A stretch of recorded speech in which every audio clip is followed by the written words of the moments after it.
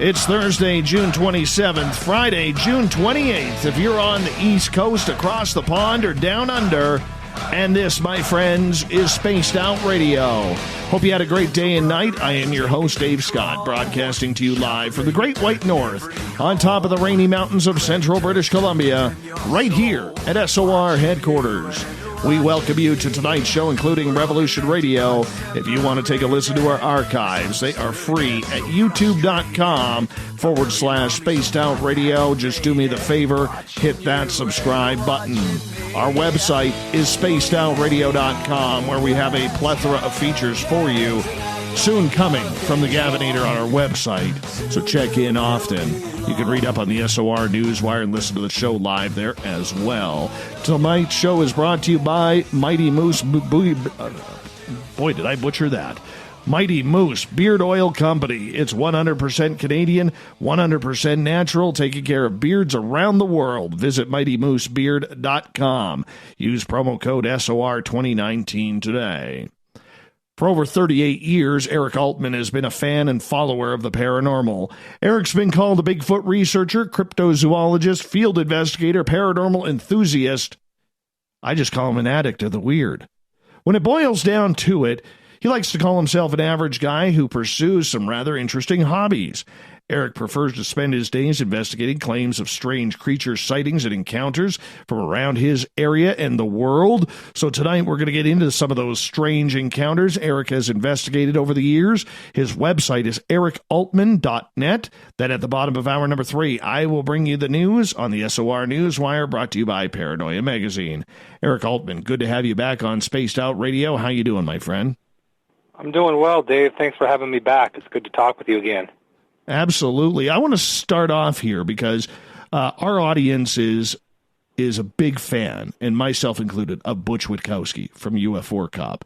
And Butch is also a very, very good friend of yours, and I've mentioned in this show that you're one of the people who is keeping us up to date on how Butch is doing. Maybe if you could give us an update on what you've heard on how Butch is after suffering that heart attack this past weekend. Sure. I need to first thank Lon Strickler and Sean Forker for keeping me up to date on Butch's progress. I've reached out to Butch, but as you probably are aware, he's not online right now, and he's not checking social media. So he's in ICU in hospital, recovering from quadruple bypass surgery, and received some very good news today from Lon that Butch was actually up and about, moving around his hospital room.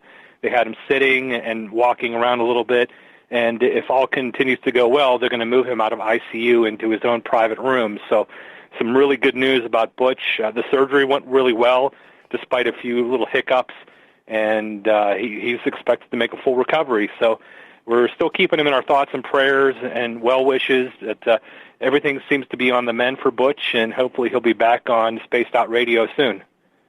Oh, we can't wait. We can't wait. I mean, honestly, I'm going to give him heck for this. Skipping out on a show like that. That's one terrible excuse to sit out on one of our shows, especially when I look forward to it so much each and every month. But seriously, though, thank you so much on behalf of all of our fans, you and Lon Strickler, who will be a guest here next week on the show on the 4th, that keeping us up to date, because Butch means a lot to us, and we absolutely love him around here. I know the audience does, reading all the comments. I think every comment that I've got on our YouTube channel recently is, can you give us an update on Butch? What's happening with Butch? How's Butch doing? Get well, Butch. I mean, that really says a lot about the man and the character that he has in this field. Oh, yeah. He's a wonderful guy, a longtime researcher, part of MUFON at one time. He does his own thing now. He works with Lon and Sean and a few other investigators in Pennsylvania. I've worked with him on some cases. We communicate periodically, keep in touch quite frequently through Facebook. As you know, he's been to my PA Bigfoot camping adventure now 3 times as a special guest.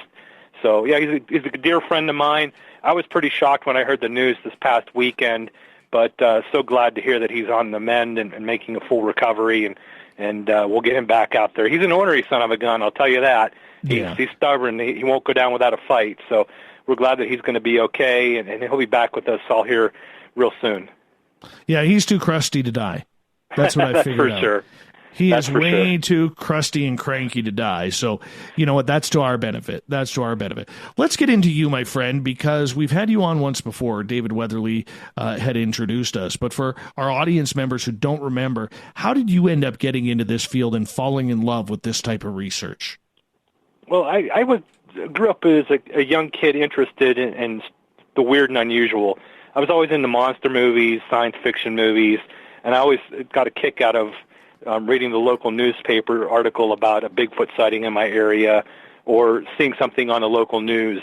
And especially in the early 1970s, there was a huge Bigfoot flap in my home state here in Pennsylvania. And actually in my hometown of Greensburg, Pennsylvania, where I grew up, a local researcher by the name of Stan Gordon was investigating those cases at the time. And it was just fascinating to me. And fortunately, our middle school, elementary school library had a great selection of books where a variety of topics, Bigfoot, UFO, Loch Ness Monster, haunted places, a lot of books by Hans Holzer and stuff like that. So I was really lucky to have that at my fingertips. And while other kids were reading books about sports cars or movie stars or Lord of the Rings or whatever, I'm reading books about UFOs and Bigfoot and stuff like that. And I really didn't have a favorite subject at that time. I was kind of all over the map when it comes to the strange and unusual. And it wasn't until probably 1980 when I saw the movie Legend of Boggy Creek and another film called Creature from Black Lake. And Legend of Boggy Creek, as many people have seen or are aware of, it's a docudrama that was filmed in Fylth, Arkansas in the early 1970s, 1972 by Charles Pierce. It was based on the sightings that were going on in the Fylth, Arkansas area. And it was kind of the first of its kind of recreations of what eyewitnesses were seeing down there, and it captivated me. The thought that the possibility of some kind of upright walking bipedal creature roaming the swamps and the bayous down there and the backwoods was just fascinating. And I wanted to learn more. I wanted to find out for myself, was this real? So I really began to sink my teeth into anything I could find book-wise, magazine-wise, newspaper-wise. As I mentioned, living in Greensburg, Pennsylvania, I was stunned to find out just 8 years prior, 72, 73, and 74, there was a flap of Bigfoot sightings in my hometown. And some of these sightings were literally taking place just miles from where I was growing up as a kid. And that hooked me. And I had to learn everything I could. I began reading, educating myself, watching anything I could on TV, like the In Search of documentary TV show with Leonard Nimoy, the Sightings TV show in the 90s, different shows that I could find, anything on TV, any Bigfoot films I could find, magazine articles, anything at all. And I began educating myself. And it was, I guess, in 1997, I decided to, right after I got married, I decided, why not, see if some of these sightings really happened, see if I could go to these locations and see if there was anything to them, meet eyewitnesses, talk to them, find out for myself, if they truly had an experience or if it was embellished by the media, or, if it really happened. I wanted to find out. So I began hanging out with people that had sightings. I got to know them. I got to know Stan Gordon very well over the years, and he became a mentor and a protege. I became his protege, if you will, learning from him, and just really educated myself before I got into actually investigating. And as I said, in 97, I got into the field and started researching and investigating cases, and from that point, I've never looked back. What do the people around you think about you doing all of this? You the resident weirdo of the family or around your friends? Actually, no, I'm not. My sister and brother-in-law are paranormal researchers. They have a little paranormal ghost group that they run, and they investigate haunted locations and whatnot across Pennsylvania. And my sister and I actually grew up in a house that we had some weird things happen when we were kids. And I can't say the house was haunted, but just things that happened in the house that didn't seem normal to us. We would hear footsteps on the stairway. We would hear knocking on the walls occasionally. Things would move about the house and disappear, and you wouldn't find them for weeks on end. Then they show up again where you knew for certain they were. So we had weird things happen in our house when we were younger. And my sister just took that avenue and she ran with it and started doing the investigations. So as far as my immediate family, my sister and I guess would be considered the weird ones. But as far as like our aunts and uncles or grandparents and stuff like that, they really never said much about what I did. Although, a funny story I'll share with you real quickly, my uncle had moved to Alaska to take a job up there, and he never knew that I was into Bigfoot research. And while he was in Alaska, he came across a newspaper article up there that was written about me and my research. And he confronted me at my grandmother's funeral about it. He said, are you into Bigfoot research? And I kind of looked at him puzzled, and I'm like, well, yeah, I kind of thought you knew that. He said, no, I didn't find out. The only way I found out was when I was in Alaska and I read a newspaper article about you up there. And I was kind of surprised about it. And he said, you really hunt Bigfoot? I said, well, I don't hunt Bigfoot. I investigate people's claims that they've seen Bigfoot. I want to find out for myself if it's legitimate or not. And it was kind of ironic that he did that, and very ironic that my name reached out way up in Alaska in a newspaper article up there. But yeah, that's how my family found out about it, unfortunately. Wow. That's actually kind of funny. I'm not going to lie. It is. Yeah. That is kind of funny. So when you all of a sudden came out of the closet, so to speak, as the family weirdo, did you get much respect or did you get harassment? Not so much harassment. And I didn't get a lot of respect for it. They just kind of let me do my own thing. And really didn't, one way or the other say, hey, you shouldn't be doing this, or they didn't support me doing it, of course, at first, because I don't think they quite understood what I was exactly doing. But as time went on, I did gain the support of my parents and my family, my immediate family, and I just became, the guy that was always in the newspaper or, on the local TV news channel or whatever, investigating Bigfoot cases. I was always the one that seemed to pop up around the local area as the Bigfoot guy. So I guess it kind of became second nature to them, or accepted. I'd say more accepted to them than second nature. But they didn't really harass me about it or give me any grief over it.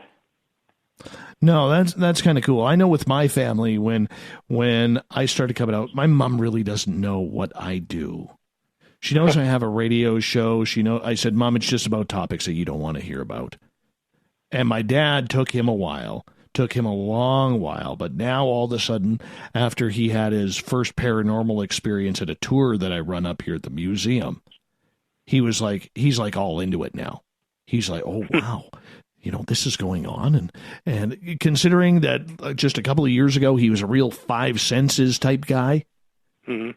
It's amazing. And I just kind of sit back and laugh now, because now I don't have to hide anything. And, he doesn't think that his son has lost it mentally or anything like that. So that's kind of cool.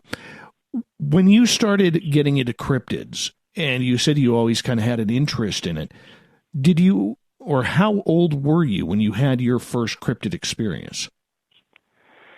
I had something weird happen with my sister and I and my grandfather in a little town called Delmont, Pennsylvania.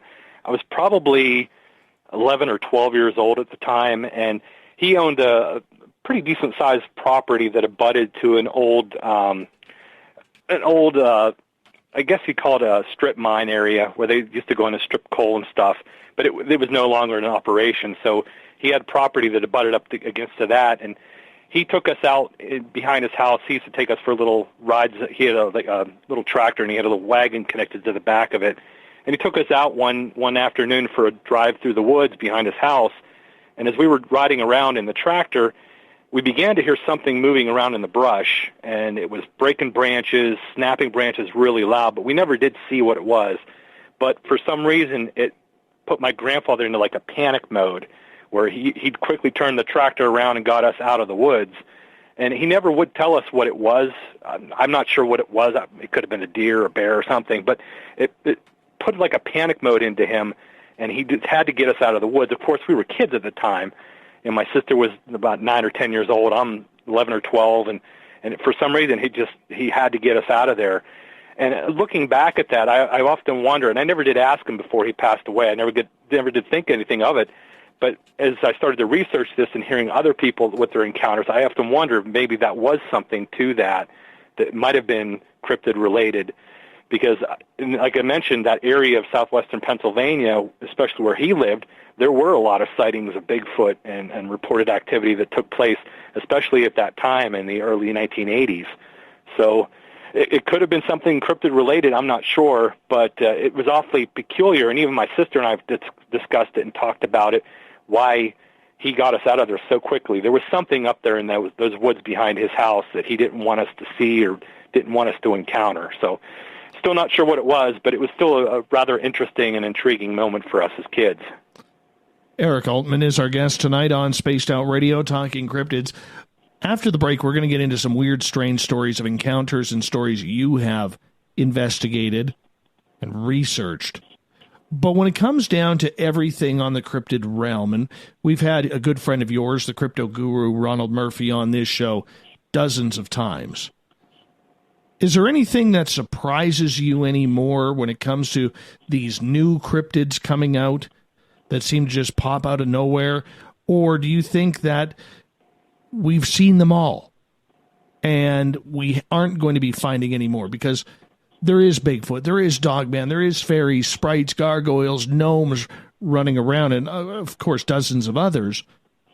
But we don't hear of many new ones popping up as much. There's been some recent things that have come forward in the cryptid world.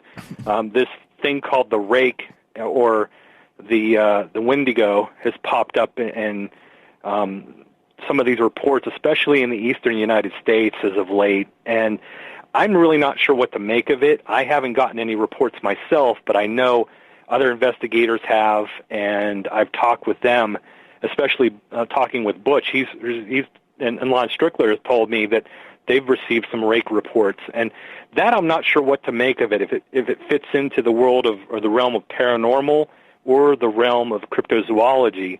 I try to stay mainly in the realm of cryptozoology itself. I am a paranormal enthusiast, and I find those cases fascinating, but I'm more in the realm of studying Bigfoot, Thunderbirds, Mothman, if we do get a report of a Mothman, the big cats, the black cats especially, things of that nature, the Dogman reports that I get occasionally. I try to investigate those, the rakes and the Wendigo stuff that I'm not sure if it's real or if it's something that's like a tulpa or a thought form that's being created by the internet or by the general public. We're talking about it so much that it becomes a real entity, much like Slender Man. I'm not sure what to make of those. Those have kind of surprised me as of late coming forward. I know there's a long history of Wendigo sightings and encounters, especially with the Native Americans, but I've always thought that those were mainly in like the Wisconsin area, getting up into Minnesota and even up into the Canadian area. So I'm not sure what to make of the Wendigo reports here in the East, especially in Pennsylvania. Those have intrigued me. What kind of creature is the Wendigo for people who may not be familiar? Well, from what I understand, the Wendigo may actually be a person that has somehow transformed or become like a shapeshifter that is a cannibal that will feed on other humans, almost kind of like a lost soul type of creature. It's said to be very skinny, almost nothing but skin and bones, very pale or white in color. And again, it's thought that this thing could be a shapeshifter. And they're very malevolent, from what I understand and what I've read and heard about. They attack people. They're known to attack people and kill them and devour them, almost like a cannibal would. And they're seen mainly, from what I understand, in forested areas, but they're starting to show up now more and more in more populated areas. Not the bigger cities, but the more populated cities than in the rural areas where they first originally were reported. So from what I understand, too, there's a Native American tie to them as well. like witch doctors or shamans have talked about them, and there's some kind of aspect, some kind of tie-in with that, where they're either like a shaman that became an animal or turned into an animal, or some kind of malevolent creature that feeds on humans. That's about as far as what I'm aware of it. Like I said, I haven't studied them too much, but I've heard from a lot of other researchers who are investigating them and following up on these cases. And to be honest with you, Dave, it's pretty scary.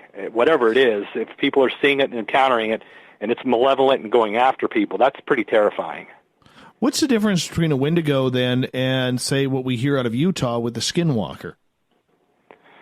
Well, the Skinwalker, from what I understand, is a Native American shaman that is able to change form from a person, a human, into like a wolf or a coyote or something to that effect, where it does terrorize people, but it doesn't attack them and kill them, from what I understand. So the Wendigo is more of aggressive, malevolent creature that attacks people and kills them and devours them, where a Skinwalker terrorizes people. It doesn't attack them per se.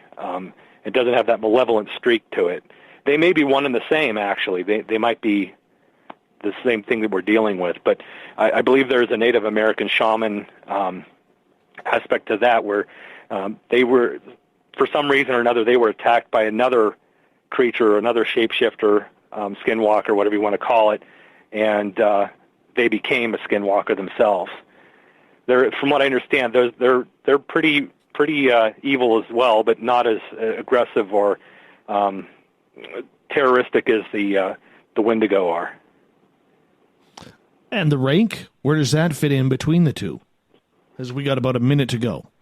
Yeah, I'm not sure where the rake falls in either. I think the rake is more of a tulpa, or a thought form that's been created by the internet, or like the Slender Man was years ago. It was nothing more than an internet meme that was created, and then people started seeing it. So I often wonder if the rake is more of a something like a tulpa or a thought form that was created by everybody talking about it so much and thinking about it so much that it actually was created and became a physical being that terrorizes people. And from what I understand, it terrorizes people in their homes. It shows up in their bedrooms and their dreams, and it's a pretty nasty, whatever it is, creature. I wouldn't want to run into one, my friend. Wouldn't want to. Hey, you hold on. Eric Altman is our guest tonight on Spaced Out Radio. When we come back, we're going to get into some of the weird, strange stories that he has covered in his last 30 years plus of investigation. EricAltman.net is his website, so make sure you check that out as well. More Cryptid Talk on Spaced Out Radio coming up.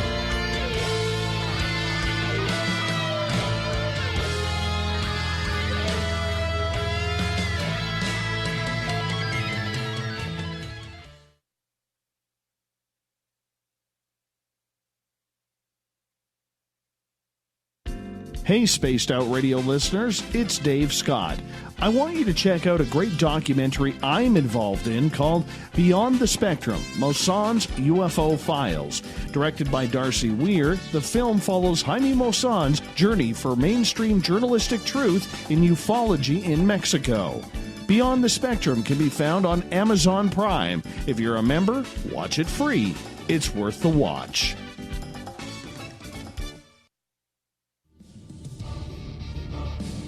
Come get spooked at the 4th Annual Forest Moon Paracon in Cedar-Woolley, Washington, Saturday, September 28th. UFOs, ghosts, aliens, Bigfoot. Speakers include Mike Morin and Jason Jordan, R. Keith Andrews, and Dave Scott from Spaced Out Radio, and so much more. There will be workshops and a VIP roundtable. Get early bird tickets now at fmparacon.com. Are you intrigued by Paranormal Talk Radio? You'll love the new Paranormal Radio app from TalkStream Live. You'll find a great selection of talk shows covering UFOs, ghosts, strange phenomena, and much more. Download the Paranormal Radio app now and start listening to the very best in paranormal talk entertainment, including the network you're listening to right now, the Paranormal Radio app, free in Google Play and the iOS App Store. Looking for the stories of the strange and weird that you will find hard to find anywhere else? Check out the SOR Newswire on our website. Our writers, led by Captain Shirk, are scouring the world for the oddest and most bizarre stories we can find. Everything from weird crime to suspenseful and paranormal. We're working hard for you to bring you the most intriguing news of your day. Check out the SOR Newswire at spacedoutradio.com today. A timepiece is a reflection of who you are, and what better way to show off the real you than with an Escape watch?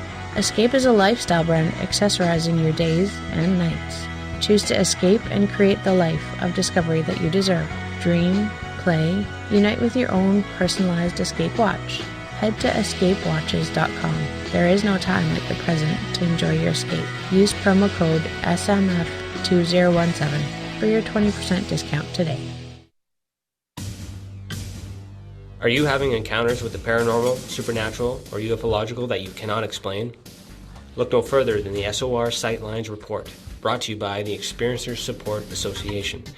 This is Ryan Stacy, head of the Research Association, TESA. Soon on the Spaced Out Radio website, you'll be able to file your reports and have them researched for you.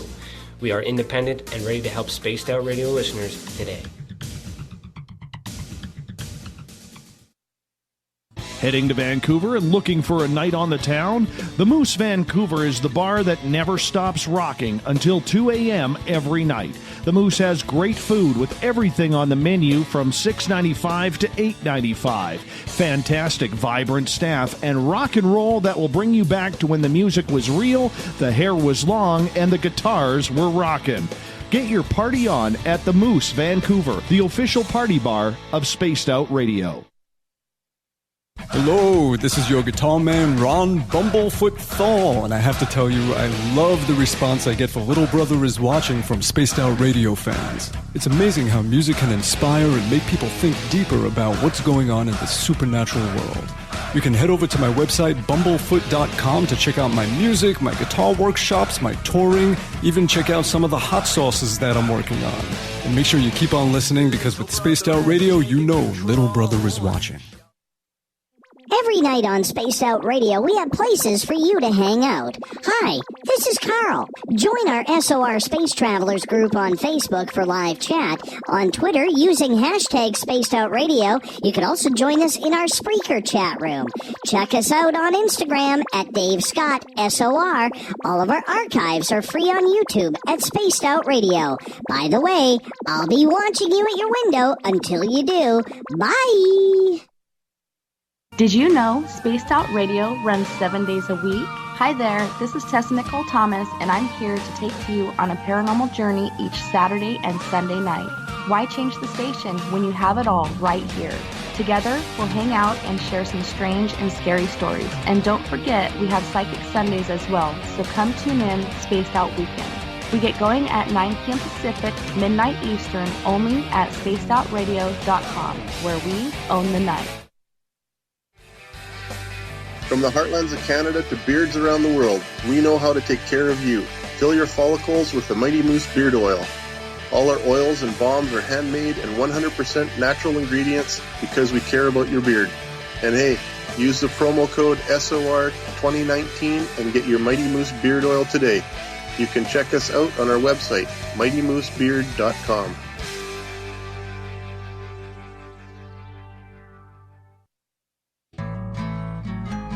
Looking for a place to advertise at a very reasonable cost? Look no further than Spaced Out Radio. SpacedOutRadio.com has an advertising tab that you can click to check out our daily, weekly, and monthly packages to play on the radio, or our website including social media. From commercial spots to banners, we have it all. Check out our competitive pricing today. Coming soon to our website, spacedoutradio.com, is the SOR Space Travelers Club. For just $5 a month, you can get into a private area on our site where you can hang with other listeners in our chat room, post in our forum, and check out a bunch of exclusive content and store that won't be found anywhere else, including a nightly after-show party with Dave. It's going to be the best $5 a month you're going to spend. The SOR Space Travelers, only at spacedoutradio.com. Coming up this September 21st and 22nd, all UFO eyes will be focused on Toronto for the 4th Annual Alien Cosmic Expo. Come listen to some of the biggest names and experiencers in ufology. Travis Walton, Paul Hellyer, Richard Dolan, Paula Harris, Grant Cameron, Randy Kramer, and Spaced Out Radio's own Dave Scott. Tickets are on sale now at aliencosmicexpo.com.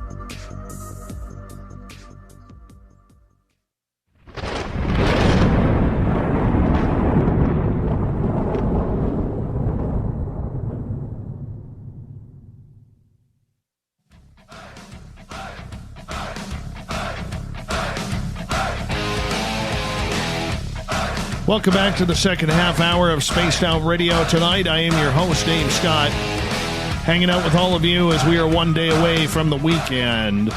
Reminder that if you've missed portions of this show or others, you can go to our free archives at youtube.com/Spaced Out Radio. Just do me the favor, hit that subscribe button. Our website is spacedoutradio.com. The Gavinator is looking at expanding it very, very soon. Right now, you can read up on the SOR Newswire, listen to the show live, and more to come very, very soon. Tonight, we are talking with cryptid investigator Eric Altman. He is out of the state of Pennsylvania. His website, ericaltman.net. He's an author, researcher, podcast host. He's got really tight hair. He's a good guy.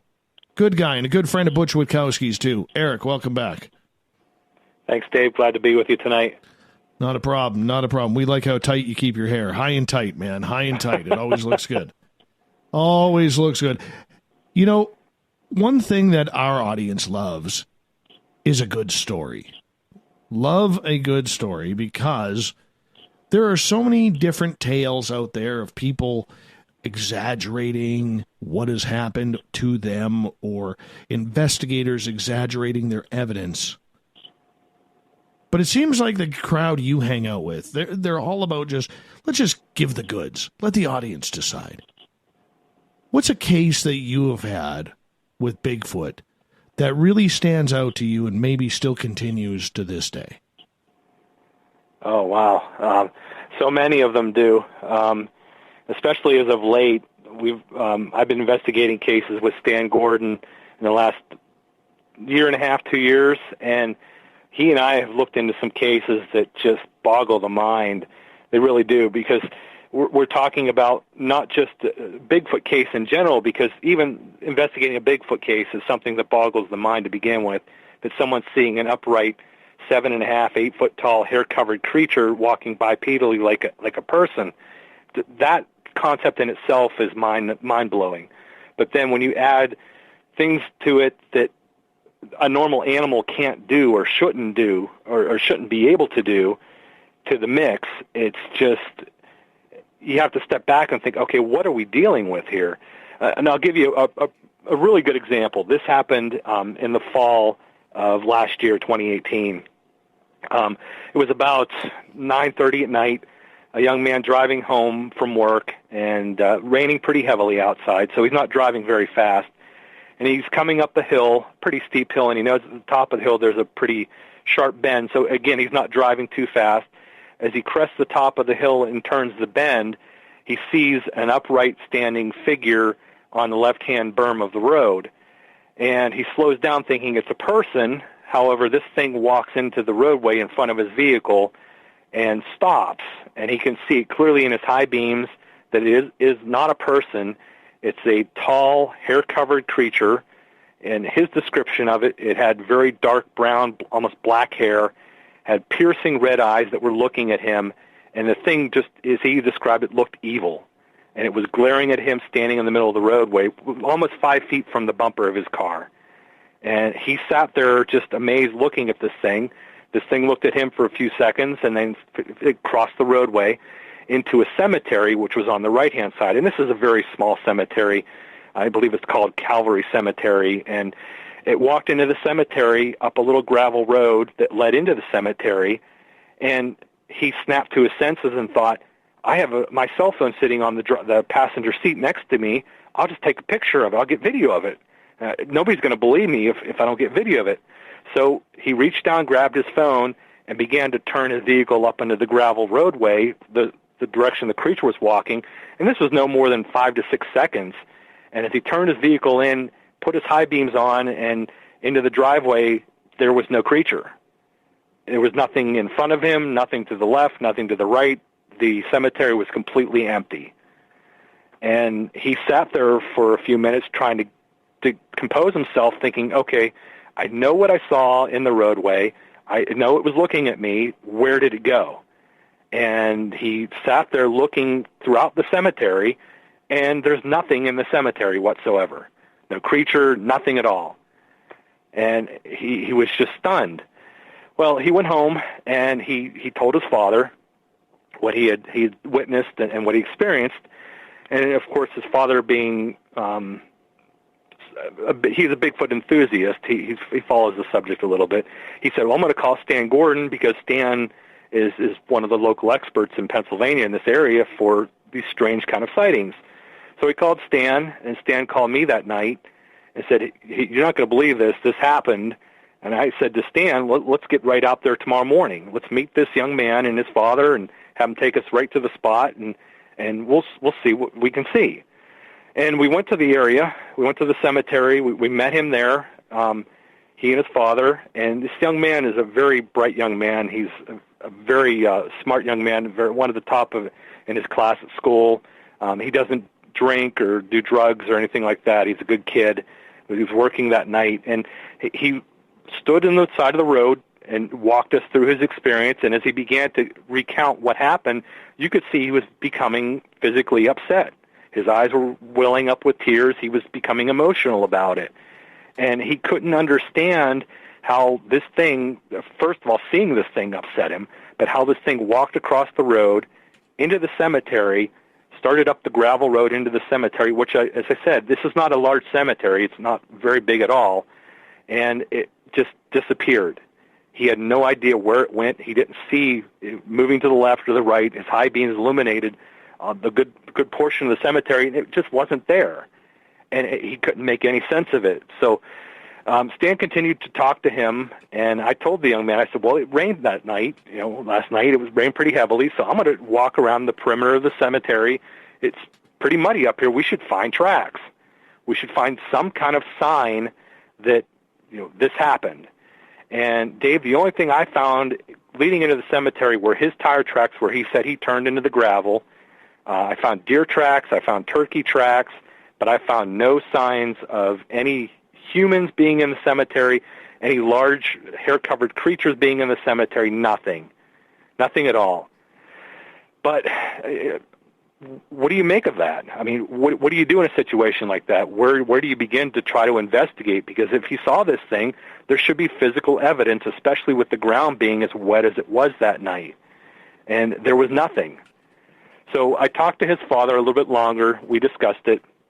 And I said, well, let's walk around back down the hill he came up and check the hillside around the outside of the cemetery and see if we can find a trail or something that would show an big animal came down. And we walked around the entire perimeter of the cemetery, the hillside, everything, and we couldn't find anything. But we did encounter a woman who was putting groceries away. She was unloading her car, and she lived about 4 or 5 houses down the hill from the cemetery. And we walked by her, and we were looking at the side of the road, and she stopped us and said, what are you guys doing? And I said, well, you're probably not going to believe this, but we're out here looking for Bigfoot tracks. And she said, Bigfoot tracks? And I said, yeah, we're looking for Bigfoot tracks. There was an alleged sighting that occurred at the top of the hill at the cemetery. She said, about what time did that happen? And I said, about 9:30, 10 o'clock was what the young man told us. She said, that's really odd because last night about 9:30, 10 o'clock, my dogs in my house went absolutely crazy, running from window to window, barking and carrying on like something was outside. And I said, well, that kind of fits into the story. These dogs were upset. There was an intruder or a prowler or something around, or another animal outside that they were sensing or seeing, and they were upset. So that adds to a little bit of validation of what the young man saw. But getting back to his case, we talked to him again, and he was very sincere about it. He said, I know what I saw. It was there. When I pulled into the cemetery, it should have been continuing into the cemetery or walking away. There was nothing there. And that to me is just, it's not the typical Bigfoot sighting. It's something very strange. When we hear of all these Bigfoot sightings, whether it's East Coast like you have out there or West Coast where it seems to be a larger creature out this way, especially here in British Columbia down through the northern reaches of California, it would really look to see that there are different species, different types of primates, maybe, I don't know. But in your understanding and research of this all, do you think it's climate? Do you think it's regional? Do you think it's something that it is different species running around this continent? What's your thoughts? I think it could be a culmination of a few things. Regional, possibly, with a viable food source. I know there's quite an abundance of food in the Pacific Northwest, as well as rainfall. I know there's a very high significant rainfall that Washington State and Oregon and Northern California get. And I know here in the eastern United States, until the last couple of years, our rainfall averaged about maybe 30, 35 inches of rain a year.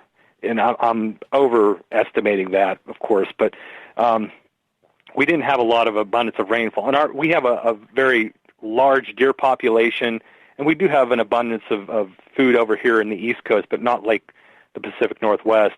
And it's often described that the creatures in the Pacific Northwest are massive.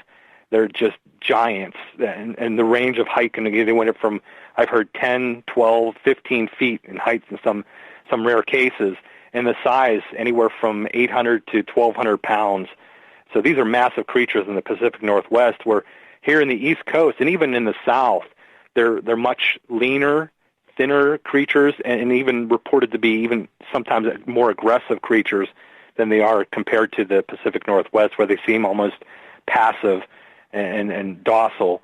But I don't know if it's a different species of creature or a subspecies, or it could be, like I said, it could be a mix of regions, food sources, environment. Rain might play a factor into it. I'm just not really sure what the reason is for different sizes.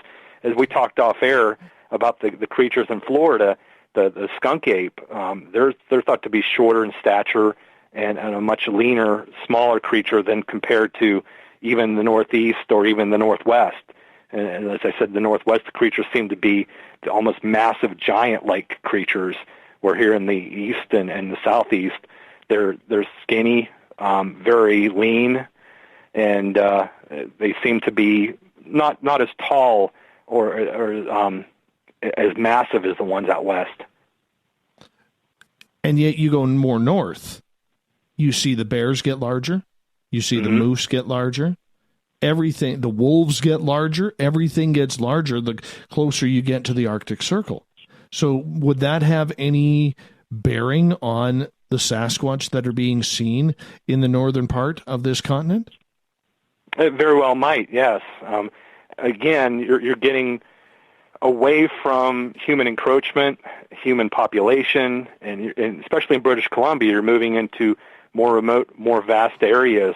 Even Washington State has a lot more vast area, and it may be the creatures don't have to fight and struggle so hard for food. They're not competing, and the food sources may be more ample in the northern regions than they are in the south. Well, if you've seen as many deer running around my place every day, you can see there's plenty of food out here. Plenty of food. Do you believe, then, that there is some sort of relation between, say, the Sasquatch of the West and the Sasquatch of the East? It's not like some rap gang war thing going on where it's East Coast versus West Coast, is it? No, I don't think there's that going on. They're probably related. They're probably of the same species, but they may be cousins, or you see in the human population, you see different genetics in different regions. People have different social aspects different cultural aspects in different regions of the United States. And you would think, if a creature's going to grow up where the food's much more abundant and there's much more area for it to roam and to be to take advantage of those food sources, sure, it may be a much larger creature because it's not having to compete with other animals or other even population, the human population. So that's something to really consider. I don't think there are different subspecies, and I might be wrong. There are no Bigfoot experts, of course, but it really makes you wonder why there's such a difference in size. But there is a noted difference between the sizes of creatures, and even the aggressive behavior of the creatures here in the east and compared to the west. I think it just has to do with the fact that there's more population out here in the eastern United States than there is out west. We got about 7 minutes before we have to go to break at the top of the hour. Eric Altman is our guest tonight on Spaced Out Radio, talking cryptids. You mentioned the red eye shine. And for a lot of people, that seems to freak them out. The red or the dark yellow eye shine. How come more people aren't seeing that at night if these creatures seem to hang out by the roads? Well, surprisingly, and here in the eastern United States, we get a lot of people who report the eye shine cases. And some of them, are as a direct result of either headlights from a vehicle, high beams, or flashlights, or headlamps, or infrared, whatever they're using. That's what they're getting, the eye reflection, the eye shine. And any animal has an eye shine reflection. If you shine lights at them, they're going to reflect back. But there's been many, many cases, and I've followed up on cases myself where there haven't been another outlying source of light to cause the eye to shine. And it's almost like a self-illumination with the eyes, and they just appear to glow on their own. And that happens quite frequently with a lot of cases that we get here in the eastern United States. I've heard some of the cases out west where people say they see eye shine, but they don't often describe it as the red eye shine. It's often an amber color or even yellow or green. I've heard some of the cases, yes, where they've described as a reddish eye shine, seeing an eye shine or self-illuminating eyes. But I've heard a variety of different colors when it comes to the Pacific Northwest. But here in the eastern United States, it seems that the eye shine is mainly green or yellowish, or even mainly most of them are the reddish color, where they self-illuminate red. And I really don't have an explanation for that. I don't know of any animals, except for possibility of some fish deep in the ocean, that have that ability to have self-illuminating eyes. But I don't know of any animals that are able to produce that. That's a weird phenomenon in itself. I think that's what that kind of leads to or lends to the mystique about these animals, is it has these self-illuminating eyes. And some researchers believe there may be a paranormal aspect to these creatures because of that. Have you ever had any reports of these creatures attacking dogs or cats or household pets? Oh, yeah. And I've seen the behavior of animals after these creatures have reportedly been around. I've talked to witnesses over the years who've told me that they've had their animals disappear and never to be seen again, or found animals that were killed. I've investigated a case in 2004 in central Pennsylvania where a woman had several cats on her. She had a small piece of property that she was leasing, and she had cats that she would let outside, and she didn't live in the city. She lived outside the city in a rural area, and one by one her cats started disappearing, and she would hear the cats being killed at night when this thing came around. So she contacted us. We came up to investigate, and we actually found remains of some of these cats in the forest around her property. And we can't say for sure that the creature, it was attributed to killing the cats, but it has to make you wonder if maybe that creature being around was looking for food, a food source. And we were also able to see the dogs on her property and their behavior. She had told us one night this creature came around the property, and she could hear it walking through the woods and breathing very heavily outside her house. And she had a Doberman pinscher that she had let out on a lead, and this dog got so scared that it literally climbed up the back screen door, chewed its way through the screen, and tried to get into the house, and nearly hung itself trying to get into the house. It was so afraid. And then while our team was there investigating, we saw the behavior of one of her beagle dogs that she left out on a runner, and it went in its doghouse and literally tried to dig a hole through the floor of the doghouse to get underneath the doghouse to hide from whenever the sun started going down. It was almost like it was afraid to be out there at night. So we've definitely seen animal behavior change, and when the sun goes down or when these creatures are supposedly around, and we've gotten reports of animals disappearing from people's properties when supposedly this creature is around. I think the animals, the domesticated animals, the dogs, the cats, and stuff like that, are an easy meal for these creatures when they come around. We got about 2 minutes left before we go to break, Eric. I know people up here who have been or live near the mountains. My buddy Mike has a buddy who lives near the mountains where his dogs have been around Sasquatch, they've been around grizzlies, black bears, cougars. But there's one creature, he doesn't know what it is, he's heard it. We believe it's a Dogman, where his dogs, which will chase a grizzly bear, will not go near his grass, let alone off their patio, when this thing is around. That is a common occurrence when, to watch your animals. If there's something strange around, watch your animals. They are going to give you the first hint. Oh, sure. And again, we've had cases where these creatures, whether it be a Dogman or a Bigfoot, has been around a property, and the animals react. And there's no doubt that there's something there that they're afraid of. And it's a very aggressive predator towards them. We investigated a case, Stan and I did, back in, I think it was 2007, where a family was claiming this creature was coming around. We found a huge bedding area in the back of the property, footprints on the hill behind the house, and still what intrigued me the most, that told me there was definitely something there, was they had a golden retriever that literally dug a hole underneath its doghouse and remained under the doghouse and wouldn't come out for days for food or water or anything. They tried to drag it out with its chain, and it refused to come out. So seeing that, it was really a big indicator that there was something going on at that property, and we saw that on several different occasions with other families, with their animals acting strangely, especially when a large predator was around the property.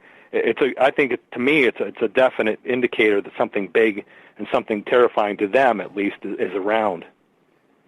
All right, Eric, I'm going to get you to hold on right there. We're going to go to break at the top of the hour. More Bigfoot and Cryptid talk with investigator, researcher, author, podcaster, and all right good guy, Eric Altman. EricAltman.net is his website.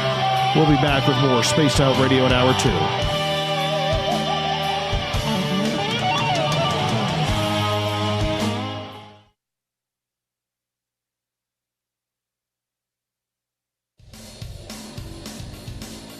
We all know on Spaced Out Radio we love a good beard and mustache, so why not take care of your facial hair with Mighty Moose Beard Oil? Made in Canada, we're taking care of beards and stashes around the world. We use 100% natural ingredients with our oils and balms to make your whiskers feel silky smooth. Use promo code SOR2019 at MightyMooseBeard.com today.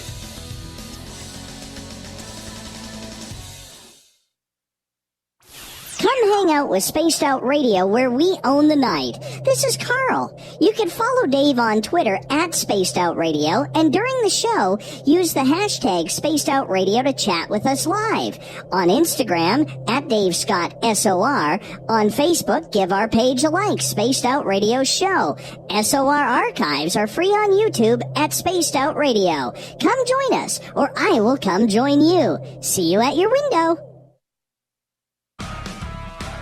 Get your horns up with me on Spaced Out Radio. This is Ron Bumblefoot Thal. Come tune in to SOR where you can hear me rock out with Little Brother is Watching, the official theme song of Spaced Out Radio. And then come on over to bumblefoot.com where you can find out about my tour schedule, my music, and everything else. Bumblefoot.com keeps you up to date on what I'm doing and the best way to stay in touch with my music and music camps. Sign up for my newsletter at bumblefoot.com and remember, Little Brother is Watching.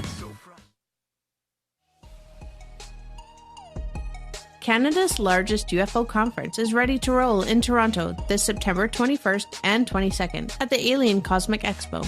This year is about the experience. Listen to the stories of Dave Scott, Travis Walton, Paula Harris, Grant Cameron, Ryan Stacey, Richard Dolan, Leslie Mitchell-Clark, and more. Get your tickets now at aliencosmicexpo.com.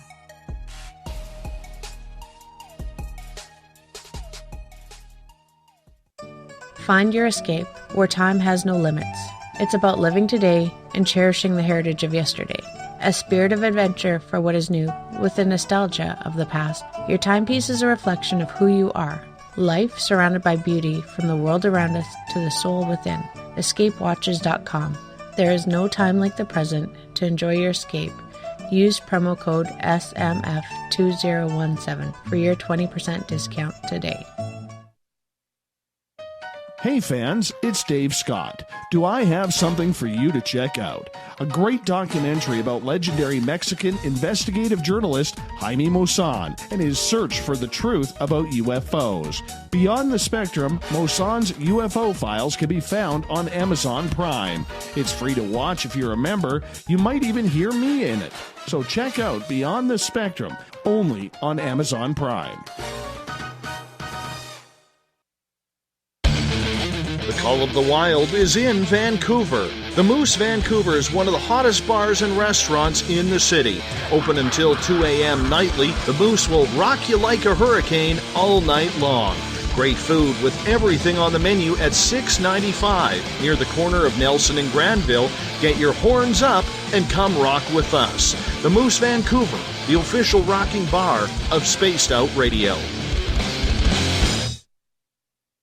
Visit purpleplates.com today. For over 40 years, the Purple Energy Plates have been delivering amazing results for their many customers. Inspired by the great genius Nikola Tesla, the harmony, healing, and energetic effects of the plates have proven over and over to be beneficial and often miraculous to thousands of customers. Check their site for daily specials and choose from their many energy products. You won't be sorry. Visit them today at purpleplates.com. Are you having encounters with the paranormal, supernatural, or ufological that you cannot explain? Look no further than the SOR Sightlines Report, brought to you by the Experiencers Support Association.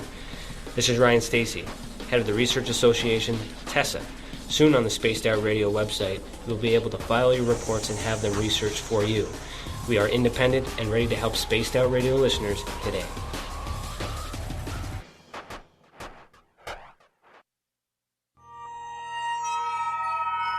You hear footsteps in the empty room above you.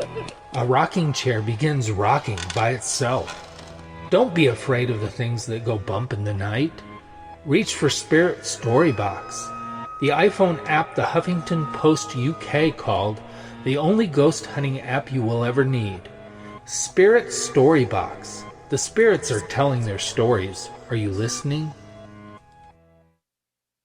At spacedoutradio.com, we have a little bit of everything for you to stay up late. So while you're there, check out our SOR Newswire, where our team brings you stories of the weird and strange to the WTF from around the globe. News on Bigfoot, UFOs, paranormal, Darwinian-type crime tales. It's the stories that the mainstream media usually won't touch. Well, we got them all on the SOR Newswire, only at spacedoutradio.com. Looking for a place to advertise at a very reasonable cost? Look no further than Spaced Out Radio. SpacedOutRadio.com has an advertising tab that you can click to check out our daily, weekly, and monthly packages to play on the radio, or our website including social media. From commercial spots to banners, we have it all. Check out our competitive pricing today.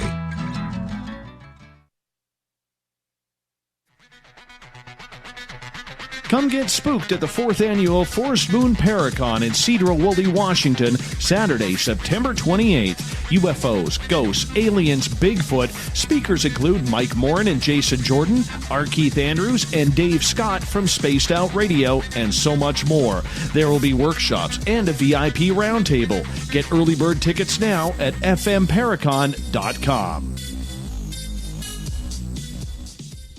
We are getting ready to relaunch the SOR Space Travelers Club at spacedoutradio.com. For $5 a month, you can join us for a plethora of features found nowhere else. Hang out in a private chat room during the show and after party.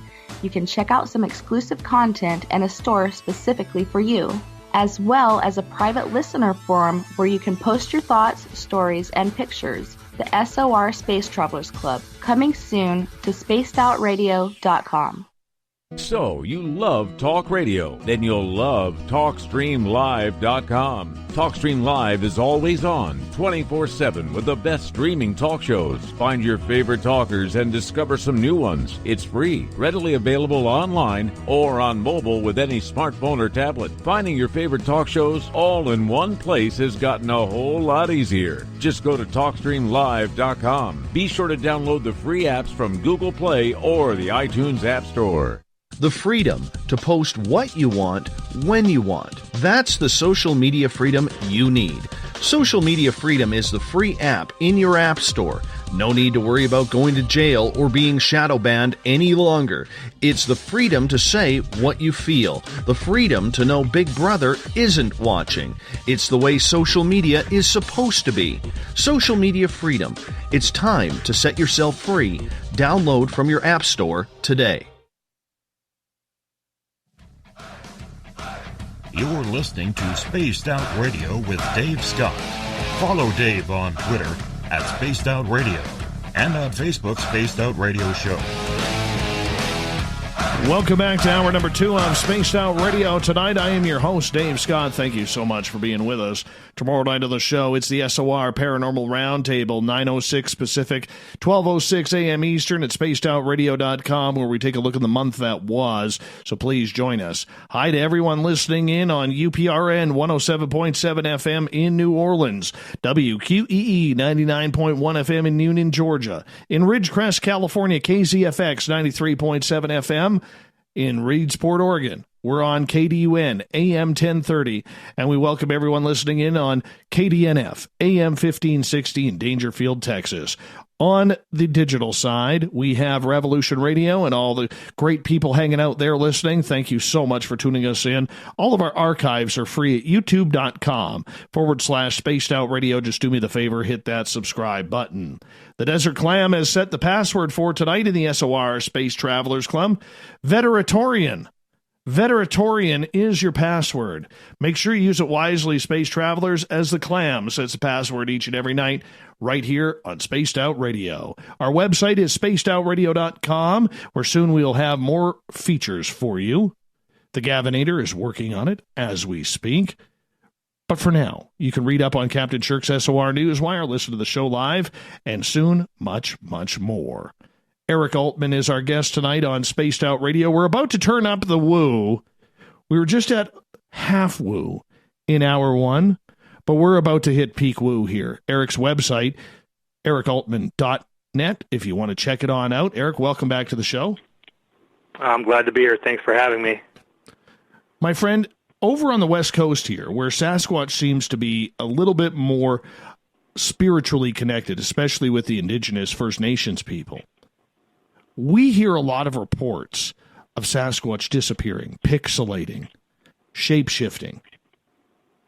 What are the reports on the East Coast that you have investigated that really make you scratch your head? I've lost count at some of the reports, and they're really head-scratchers, like you said. They make you... The whole Bigfoot phenomenon itself is an intriguing one to begin with, because it's an animal that we've been studying now for decades, going 50, 60 years, really studying intensely, and the history goes back to well into the Native American legend and lore. So it's a mystery itself. But now, and especially last maybe 20 or 30 years, we're hearing more and more of these cases coming about that really make you wonder what the heck is going on out there, because typical animals shouldn't be doing the things that we're being told that they're doing. Like you mentioned, pixelating and disappearing, and there's a flash of light and the animal's gone. Some of these cases that I've investigated this past year and a half with Stan Gordon have just really made me take a step back and wonder if there's more to this than just a flesh and blood animal, a living creature that we're dealing with. This animal may have attributes that we don't understand, or we're not able to comprehend, or may not be in the realm of our scientific discovery yet. And some of these cases just, they puzzle me, because I live in an area in southwestern Pennsylvania that has a location called the Chestnut Ridge. And the Chestnut Ridge is the farthest western glacial ridge of the Appalachians. And it runs from Indiana County into Preston, West Virginia. It's over 100 miles long and several miles wide. And that area in itself has had a high number of weird cases, strange cases, from UFOs and strange lights being reported in the sky to various cryptids being seen, people seeing thunderbirds, large cats that aren't supposed to exist in Pennsylvania, like I'm talking mountain lions, and even black cats like pumas and black panthers, people reporting Bigfoot, and gargoyles reportedly seen walking across the roadways, loud booms that occur and people can't figure out where they come from, strange underground sounds that people hear, almost like there's a city or somebody's underground mining, and they hear the heavy machinery when there's not a mine in the area. It's just a very weird area that these cases have gone on. And in the 1970s, 73 and 74, during that flap of sightings I mentioned earlier, there were a lot of those high strangeness cases that had occurred. And just to recount a few of those real quickly, there was a woman who lived in Fayette County along the Chestnut Ridge near a place called Ohiopyle. And one night she lived in a cabin by herself, pretty remote cabin, and her son and daughter-in-law lived not too far away in a mobile home, maybe 100, 150 yards away. And one night she heard ruckus outside of her house, like she was thinking there was a pack of wild dogs that were coming around and rummaging through her garbage cans and her garbage she left outside. And she heard noise out back on her back porch, and she wanted to go investigate. So she grabbed a shotgun, turned the back porch light on, opened the door, and instead of seeing a pack of wild dogs on her back porch, there was this ape, as she described it, standing there looking at her, and its arms were straight up over its head like it was almost saying, "Don't shoot me." But her first reaction was to shoot, and she fired a shotgun blast into this creature, and there was a bright flash of light, and the creature vanished. It completely disappeared. Her son heard the shotgun blast and called her mother and said, "What's going on?" And she said, "I don't know. You better get over here right away." So he quickly left the mobile home and began that 100-yard walk to his mother's house. And while he was on his way there, he was surrounded in the forest by several of these creatures, as he described, having these bright red glowing eyes. And then he also reported seeing a large UFO that looked like almost a giant Christmas ornament hovering in the sky just above the treetops. And it freaked him out. And he ran in the house, and they called the state police, and investigators were there the next day, along with state police. And they actually found some of the shotgun fragments in one of the trees where she shot the shotgun. And we talked about animals behaving weirdly. Well, she had these very vicious, large dogs that she kept outside in kennels, and they refused to come forward to the gate. Usually they would bark at anybody that came around, and they refused to move. They were hidden up, all curled up in the back corner of the kennel, terrified. And that's just one of the cases that happened in the 1970s. There were several others. As I mentioned to you off the air, in Beaver Falls, there was a couple of girls, and this happened in the 1970s, 1973, as a matter of fact. A couple of girls were waiting outside for a ride from a friend. They were standing outside a small patch of woods, and they saw a creature walk out of the one patch of woods across the road into the other patch of woods. But what was strange about this, not only was it a white-looking creature, but it had a glowing spear of light, almost like a ball of light in its hands as it walked into this patch of woods and disappeared from sight. And the girls let their father know. The father went out with a gun, went down into this woods to look for this creature. While he was down in the woods, this very large illuminated craft flew over the forest, that little patch of woods the creature went into, and shone a bright light down into those woods. And the father came out of those woods, and he was very shaken up, and he was never the same man again after that. So those were just a couple of cases in the 1970s of high strangeness that took place in the Chestnut Ridge in southwestern Pennsylvania. The cases that I've looked at, especially in the last couple of years, with Stan Gordon and I have looked into, I mentioned the case of the creature that disappeared into the cemetery. That was just one of them. We also talked to a gentleman who got onto a toll road heading north to a town called Delmont, Pennsylvania. And as he was driving north on this toll road, he had just entered the toll road. There wasn't any other vehicles on the roadway as he entered, but shortly after, he was passed by another vehicle in the left-hand lane. The gentleman was driving pretty quickly and passed him and went down a hillside, and he could see in the distance that the gentleman came to a stop and was sitting in the left lane of the road. And he eventually caught up to the gentleman, and he could see in his high beams that there was a figure standing in the middle of the road. And he pulled up right next to the guy that was stopped, and standing right in front of them, both vehicles, was a tall, upright, hair-covered creature. And if that's not strange enough, as both of them are looking at this hair-covered creature just standing there, it vanished without a trace. It didn't walk across the road. It didn't dematerialize. It was there 1 second and gone the next. And both gentlemen looked at each other, they rolled their windows down, and they shared a couple of comments like, "Did you see what I just saw?" And that was the end of the situation. They drove off on their respective routes, and they were just taken aback by what they had seen. This animal was there, it was physically standing in front of them, and then gone the next, like in a matter of seconds. It just disappeared. And no animal that I know of, Dave, has that ability to just completely vanish without a trace. So, as I mentioned, southwestern Pennsylvania itself has been a hotbed of strange cases and strange high strangeness, I guess you call it, for decades. And they go on year after year, and they just keep getting stranger and stranger.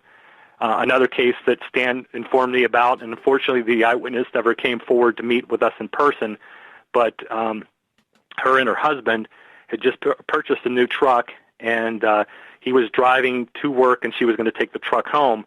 And as they were driving this route, about 6 o'clock in the morning, they're both very familiar with the route they were driving on, and it's, again, in the vicinity of the Chestnut Ridge. And as they're driving along, his attention is focused at the very front of the vehicle because it's a new vehicle, and he's not used to the lights or the high beams on the vehicle or handling the vehicle. She's used to seeing deer cross the road quite frequently, and as she's watching further ahead, she sees this thing begin to materialize as it's crossing the road, almost like a predator-type creature. It's not there, then all of a sudden it materializes right in the middle of the road, continues across the roadway and into the woods. And just before it enters the woods, she can see it's an upright, hair-covered creature that she said it couldn't have been anything else but a Bigfoot. But she never heard of a Bigfoot being able to materialize out of thin air. And we're getting more and more of these cases, Dave. They're coming in more and more quite frequently, and I'm not sure what to make of them.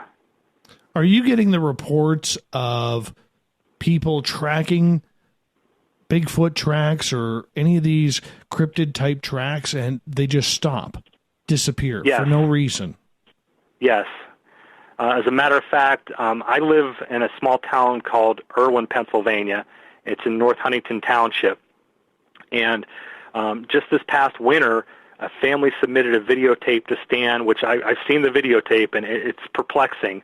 But they videotaped a large set of tracks, very large stride between each track. And this is in snow. It was in the winter.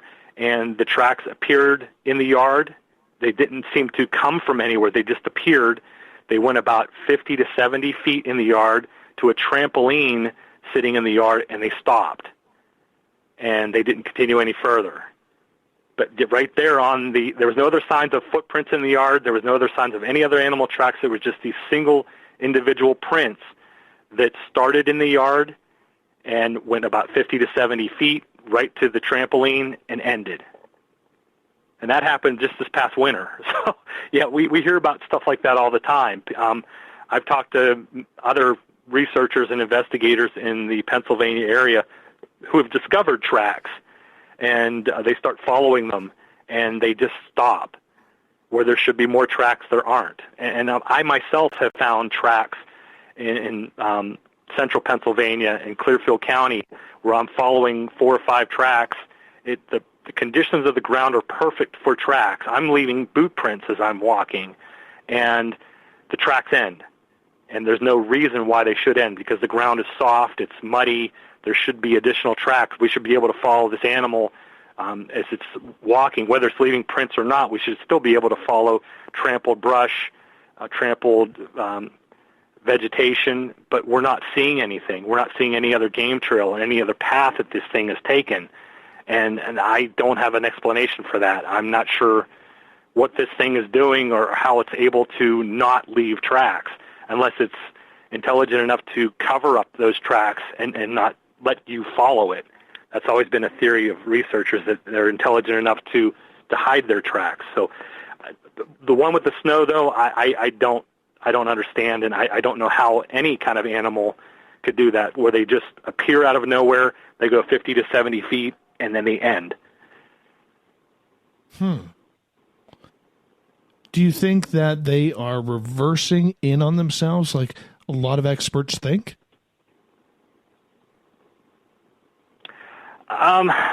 I don't know. Well, in the case of the tracks in the snow, they started out of nowhere. I mean, there wasn't tracks leading into the yard or leading in the backyard or anything. There wasn't any where it came from. There was nowhere, it wasn't something that came off the road through the front yard and the backyard. They just appeared, and they went that 50, 70 feet, and they stopped. So if they were backtracking, where do they start and where do they end? It doesn't make sense. In other cases, I could see that possibly happening, where they're starting to leave 4 or 5 tracks, and maybe they realize that they're leaving tracks and they try to backstep to cover their tracks up so they're not able to be followed. I don't know for sure, but I guess that would be a possibility. They could be doing that, but I don't know, some of these trackways that just end for no reason doesn't make sense. It really doesn't. Eric Altman is our guest tonight on Spaced Out Radio. Eric, I got a couple questions from our audience members. Start off with Mike. He is asking, have you ever studied any of David Paulides' missing people cases related to suspected abductions by Bigfoot in your area?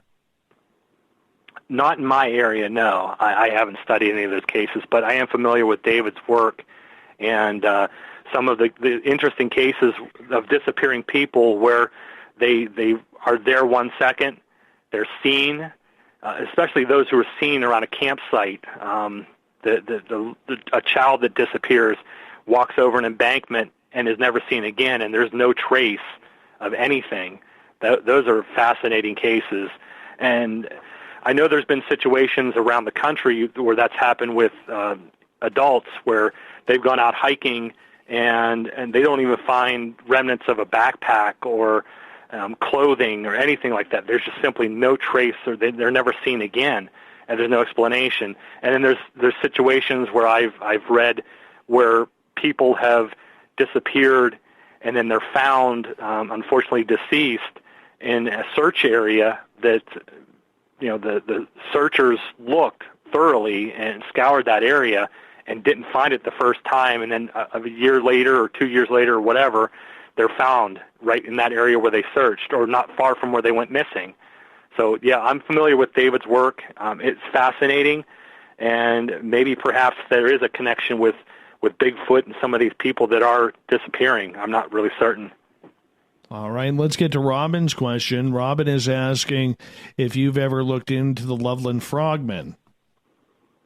I haven't. That's an interesting case from Ohio.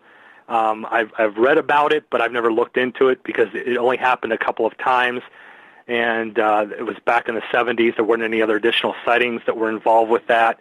And although I found the case fascinating, unfortunately at this point there's really nothing more that you can really do except to read the case notes and read what the eyewitnesses claimed, and that's about the extent of it for me. All right. Let's move on to Uncle Dale's question in the SOR Space Travelers Club. Uncle Dale's mustache is asking, I think we should consider ghost Bigfoot. If Homo sapiens have ghosts, why not Bigfoot? It's actually a theory that some researchers are suggesting that people are seeing the ghosts of Bigfoot.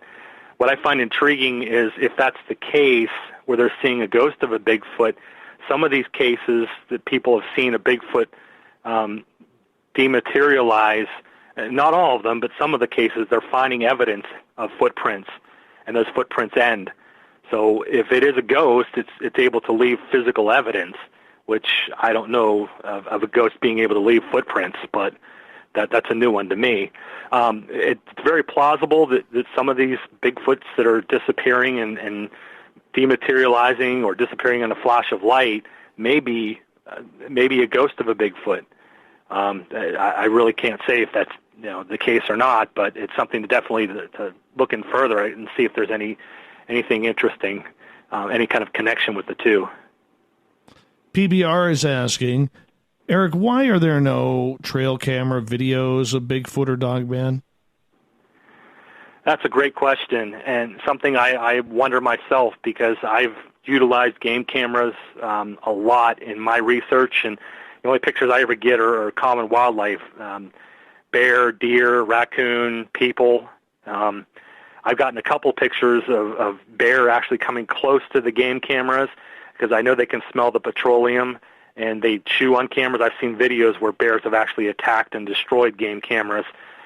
So it's possible that Bigfoot is able to see the light given off by the camera, or hear have such sensitive hearing that it can hear the electronics in the camera, or maybe see the infrared light, or it just knows that it's something out of place in the forest and it shouldn't be there, so it avoids it.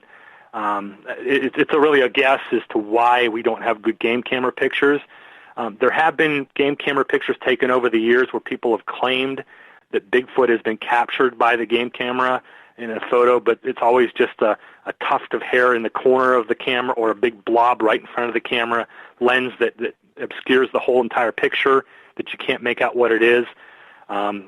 It's really difficult to say why we can't get a good, solid picture on camera. And I know a researcher that I worked with for a long time, Bill Dranginis, who came up with a camera system that he was actually able to bury in the ground, and had small, very small, high-definition video cameras, almost the size of pens, that he would be able to camouflage and put out, and he was never able to get anything definitive on those cameras. So even burying the system underground where it wouldn't make any sounds or give any smells, he was never able to get anything, and he would leave those cameras out in areas where there were purported activity. So I really don't know why. I'm going to stop you right there. I'm going to stop you right there, my friend. We are going to break here at the bottom of the hour. Eric Altman is our guest. More Bigfoot research talk. Dogman, Thunderbirds coming up.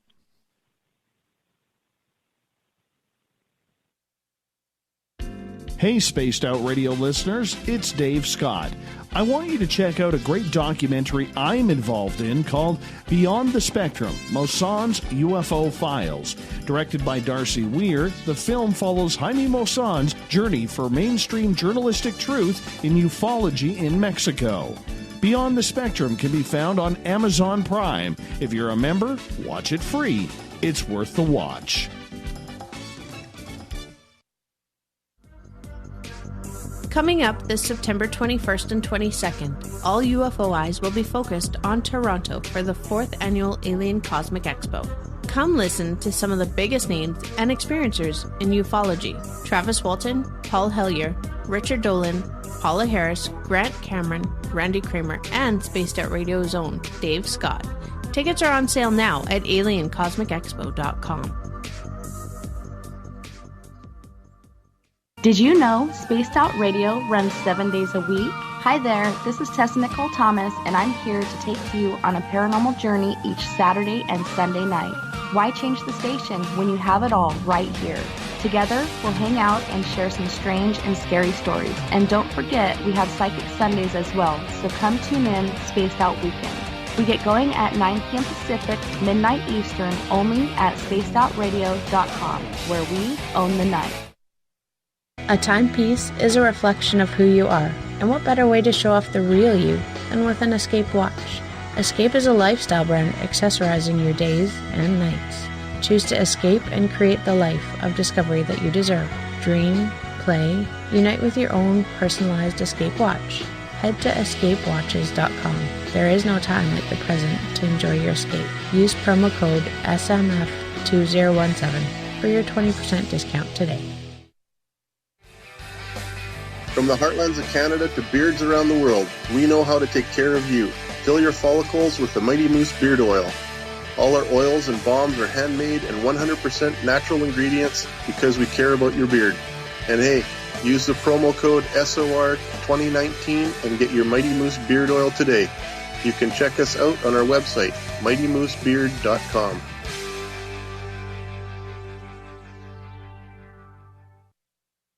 Heading to Vancouver and looking for a night on the town? The Moose Vancouver is the bar that never stops rocking until 2 a.m. every night. The Moose has great food with everything on the menu from $6.95 to $8.95. Fantastic, vibrant staff and rock and roll that will bring you back to when the music was real, the hair was long, and the guitars were rocking. Get your party on at the Moose Vancouver, the official party bar of Spaced Out Radio. Are you intrigued by Paranormal Talk Radio? You'll love the new Paranormal Radio app from TalkStream Live. You'll find a great selection of talk shows covering UFOs, ghosts, strange phenomena, and much more. Download the Paranormal Radio app now and start listening to the very best in paranormal talk entertainment, including the network you're listening to right now, the Paranormal Radio app, free in Google Play and the iOS App Store. Every night on Spaced Out Radio, we have places for you to hang out. Hi, this is Carl. Join our SOR Space Travelers group on Facebook for live chat. On Twitter, using hashtag Spaced Out Radio, you can also join us in our Spreaker chat room. Check us out on Instagram at Dave Scott SOR. All of our archives are free on YouTube at Spaced Out Radio. By the way, I'll be watching you at your window until you do. Bye! Hello, this is your guitar man, Ron Bumblefoot Thal, and I have to tell you, I love the response I get for Little Brother is Watching from Spaced Out Radio fans. It's amazing how music can inspire and make people think deeper about what's going on in the supernatural world. You can head over to my website, bumblefoot.com, to check out my music, my guitar workshops, my touring, even check out some of the hot sauces that I'm working on. And make sure you keep on listening, because with Spaced Out Radio, you know Little Brother is watching. Looking for the stories of the strange and weird that you will find hard to find anywhere else? Check out the SOR Newswire on our website. Our writers, led by Captain Shirk, are scouring the world for the oddest and most bizarre stories we can find. Everything from weird crime to suspenseful and paranormal. We're working hard for you to bring you the most intriguing news of your day. Check out the SOR Newswire at spacedoutradio.com today. Are you having encounters with the paranormal, supernatural, or ufological that you cannot explain? Look no further than the SOR Sightlines Report, brought to you by the Experiencers Support Association. This is Ryan Stacy, head of the Research Association, TESSA. Soon on the Spaced Out Radio website, you'll be able to file your reports and have them researched for you. We are independent and ready to help Spaced Out Radio listeners today.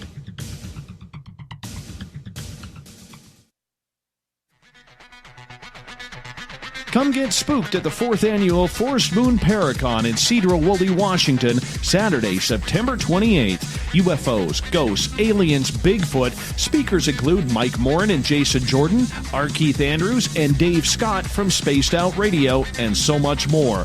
There will be workshops and a VIP roundtable. Get early bird tickets now at fmparacon.com.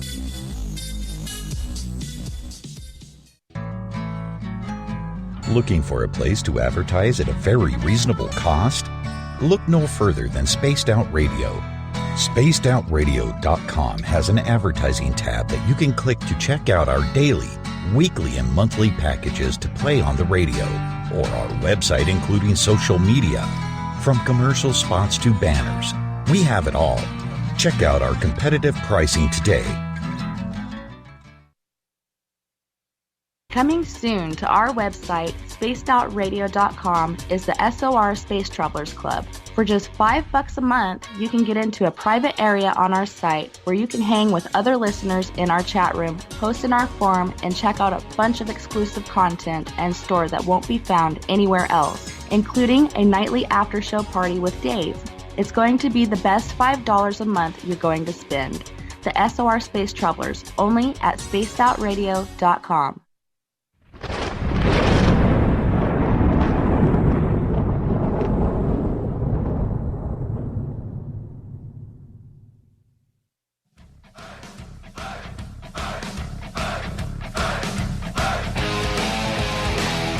We passed the halfway point of Spaced Out Radio tonight. I am your host, Dave Scott, hanging out with all of you. Thank you so much for spending time with us. Remember, tomorrow night on the show, it's the SOR Paranormal Roundtable. We're going to invite in some friends, so we're going to have some fun there. Stay tuned for that in, 22 hours? 21 and a half hours, something like that.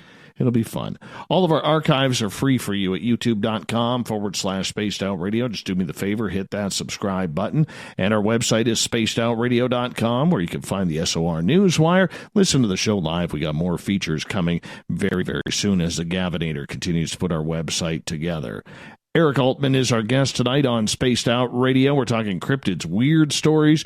Peak woo time right now is Eric's website is ericaltman.net. Welcome back to the show. Thank you, Dave. Glad to be here. We were talking off the air about weird, strange experiences that you just can't explain, and you have one that you wanted to tell the audience. Something looked like a smoking man. Yeah, and this is I've had some really weird experiences out in the forest where I've walked away just not knowing what I experienced or what I saw. A lot of seeing these strange lights in the forest that they're almost like disembodied lights that they have no source, and when you approach them, they disappear. When you walk away, they reappear. This is one of those situations where this happened in Clearfield County in central Pennsylvania back in 2009, and we were in an area that had a very high number of sightings, and people were reporting it quite frequently. We had researched the area several times at night, and we've had rocks thrown at us. We've heard the wood knocks. We've heard the screams. So we knew it was a very hot, active area. And this one particular night, a group of us went out. I think there were about 4 or 5 of us went out, and we parked our vehicles on a trailhead right at a gas well line, a very large gas well line. And we hiked about 400 yards down the gas well line from where we parked our vehicles. And you could still see, in the moonlight, we knew where the vehicles were. They were up on a little bit of a rise. A couple hours went by. Really nothing was going on, nothing too exciting. And that's usually the case when we do Bigfoot research. Nothing really exciting happens. It's this really weird times that stand out, and this was one of them. I was out on the trail on this gas well line with the group of us, and we're just talking quietly, and we're trying to do wood knocks and calls, and as I said, nothing really was going on. And I happened to look down where the vehicles were parked, and I saw this amber light that my first impression was it was somebody walking around the vehicles smoking a cigarette, because that's what it looked like to me in the distance. And I'm thinking, I wonder if there's somebody that found our vehicles and is prowling around the vehicles trying to break into them or trying to see if the doors are open. And I mentioned it to one of the guys that was with me, His name was Dave. And I said to Dave, I said, hey, take a look down at those cars down there where we're parked and tell me what you see. And he said, there's some kind of light down there. And I said, I wonder if maybe one of the locals in the area up here drove out to the woods, saw our cars parked, and maybe he's trying to look in them or get in them, or I don't know what he's doing down there, but we probably should go check it out. And he agreed, so we left the other researchers there where we were at. We said, we'll be back. We're going to take a walk down to the cars. We're seeing something down there. And as we told them we were heading down there, the others had too seen that light moving around the vehicles. So we decided to turn our headlamps off and our flashlights off and walk this gas well line the 400 yards down to where the vehicles were and see if we could sneak up on this person. And we're walking very quietly. We're not talking, just walking very slowly and watching this. And the whole time we could see this light, and the best equation I can give it is a cigarette light, that amber color. And you would see it brighten real bright and then get real dim. And it seemed to be moving around the vehicles. And we got closer and closer, and we finally got within maybe 10 to 15 feet, and I said to Dave, I said, let's hit our flashlights and see who this guy is, because we could still see the light. And as soon as we hit our flashlights on the vehicles, that amber light vanished.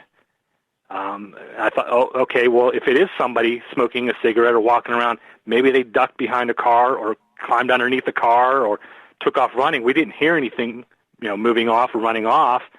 So we decided to look under the vehicles and explore around the cars and make sure all the cars were okay and the trucks were fine. And we were checking everything, and everything looked good. And we're looking around, and I said to Dave, I said, we did see that light, right? And he said, yeah, we saw that light.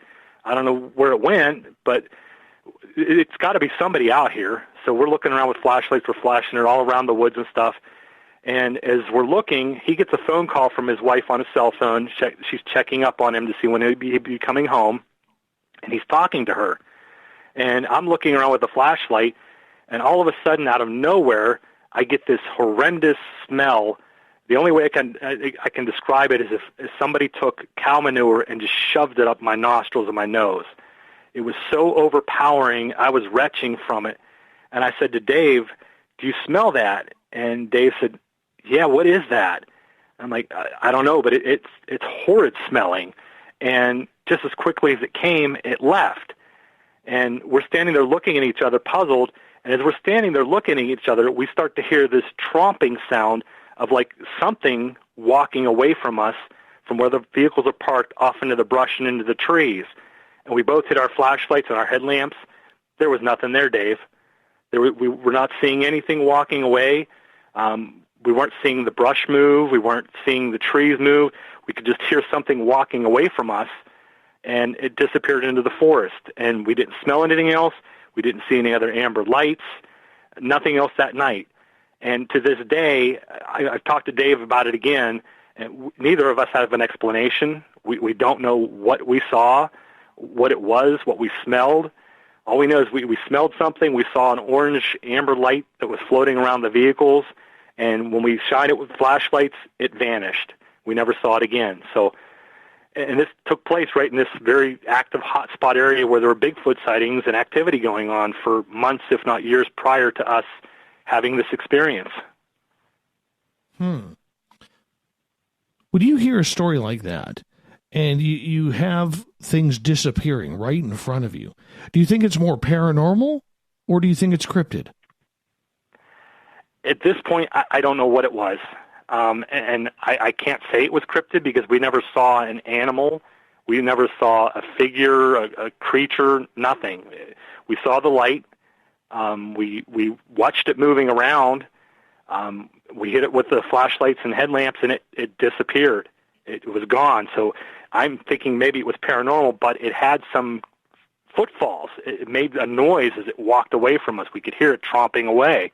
So I'm not sure what to equate of it. And to be honest with you, if somebody had told me that story, they said they had that experience, I'd wonder, okay, well, maybe they're making it up, or maybe they're embellishing it, or maybe it was something common that happened that they just became overexcited. I wouldn't have believed it, but it happened to me.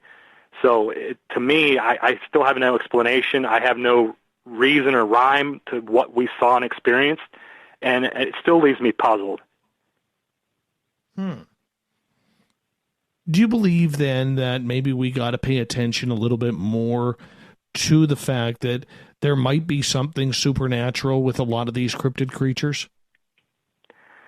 Well, when I first started this back in 1997, doing the actual field research, and even reading about and studying about and educating myself about the Bigfoot creature and other cryptids, there really wasn't much, with the exception of the cases in Pennsylvania, that I could find anywhere else in the United States, around the world for that matter, that had a supernatural element, unless it was Native American lore.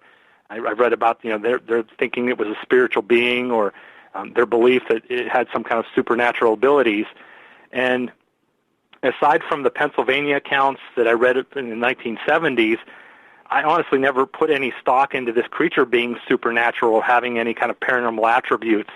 And to this day, I still don't. I'm just not sure what to make of it.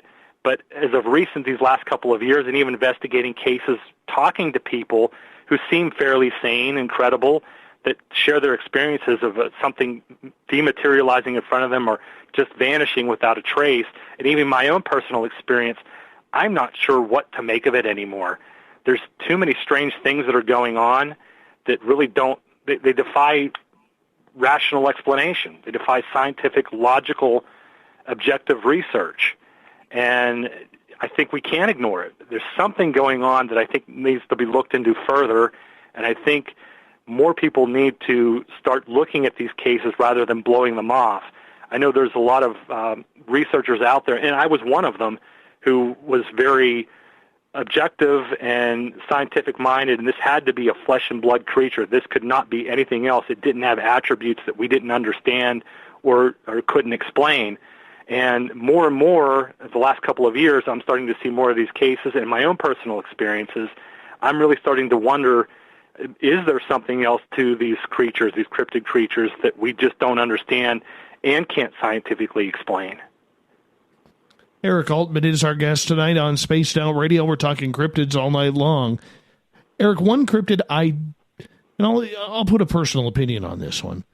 I don't really believe in the Thunderbird. I can't imagine a bird being that big, not being seen a heck of a lot more than what it is. The only Thunderbirds I've ever seen belong to the United States Air Force. But real Thunderbirds with real feathers, we don't see feathers being found. I mean, those feathers would be huge. Do you believe the Thunderbird is real? Again, that's a cryptid that I've looked into and studied some of the cases, and I'm familiar with some of the cases. People are claiming they're seeing this very large bird, whether it be an actual bird with feathers or maybe perhaps a pterodon or pterodactyl, something with a reptilian-like membrane around its body. There's been a couple different descriptions of this bird that have been seen, and it's not a phenomenon that happens just in one particular location. This phenomenon has been reported across the country. It occurs in the Texas area, the Texas Panhandle. People are seeing these large birds with anywhere from an 8 to 20-foot wingspan. Some witnesses claim they can see a white ring around the neck of it. I know there are condors out there, eagles, turkey vultures that are very large birds, herons are very large. But when you talk to these witnesses who see these creatures and you bring up these birds, they're pretty adamant about what they saw was not a common bird. It wasn't a heron, it wasn't an eagle, it wasn't a vulture or a condor. It was much larger than that. And usually the descriptions are, as I mentioned, that there's two types. There's either the prehistoric bird with the reptilian or leather membrane around its wings or its body, and then there's the one with the black feathers with the white ring around its neck that has very large talons. Out in Alton, in Illinois, there were a lot of sightings in the 70s.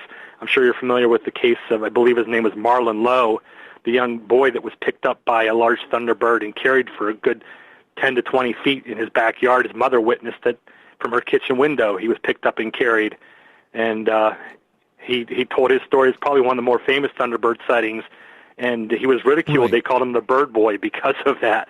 And there's something going on to that phenomenon.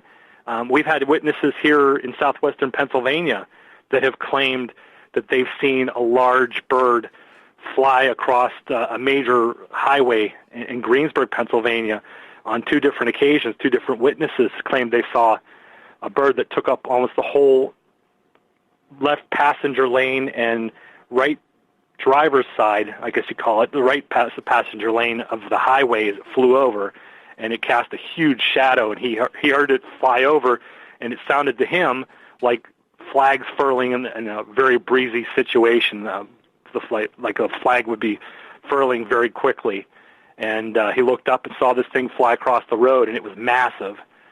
And then there was a case back in the 1990s, early 2000s, where several witnesses saw a creature land in a tree at a very busy 4-way intersection, and they watched it nest in the tree for quite some time before it flew off. I talked to another witness just a few years ago who told me of his encounter. He was having a barbecue in his backyard, and they were standing around, barbecuing, cooking food, having a couple drinks, and all of a sudden they heard this whooshing sound and looked up, and they saw this huge bird, much larger than any of them had ever seen, flying over top of his house. And they watched it fly down the street and disappear from sight, and they could hear its huge wings flapping as it flew over. And of course, we're well aware that the Native Americans talk about the Thunderbirds. They have them on totem poles and in their lore and legends, and they have a long history of many tribes have a long history of Thunderbirds and dealing with those types of creatures. So I think there's something to it. I just don't know at this point if there's a small population of them, or if it's a case of misidentifications, or if it's something paranormal related. I don't think anybody is quite sure as to what people are seeing, but they are being seen across the country. What's the difference then between what we are seeing? Because when I think of a Thunderbird, I'm thinking of a raven times 50. Mm-hmm. All right. It's much different than a pterodactyl or a ropin.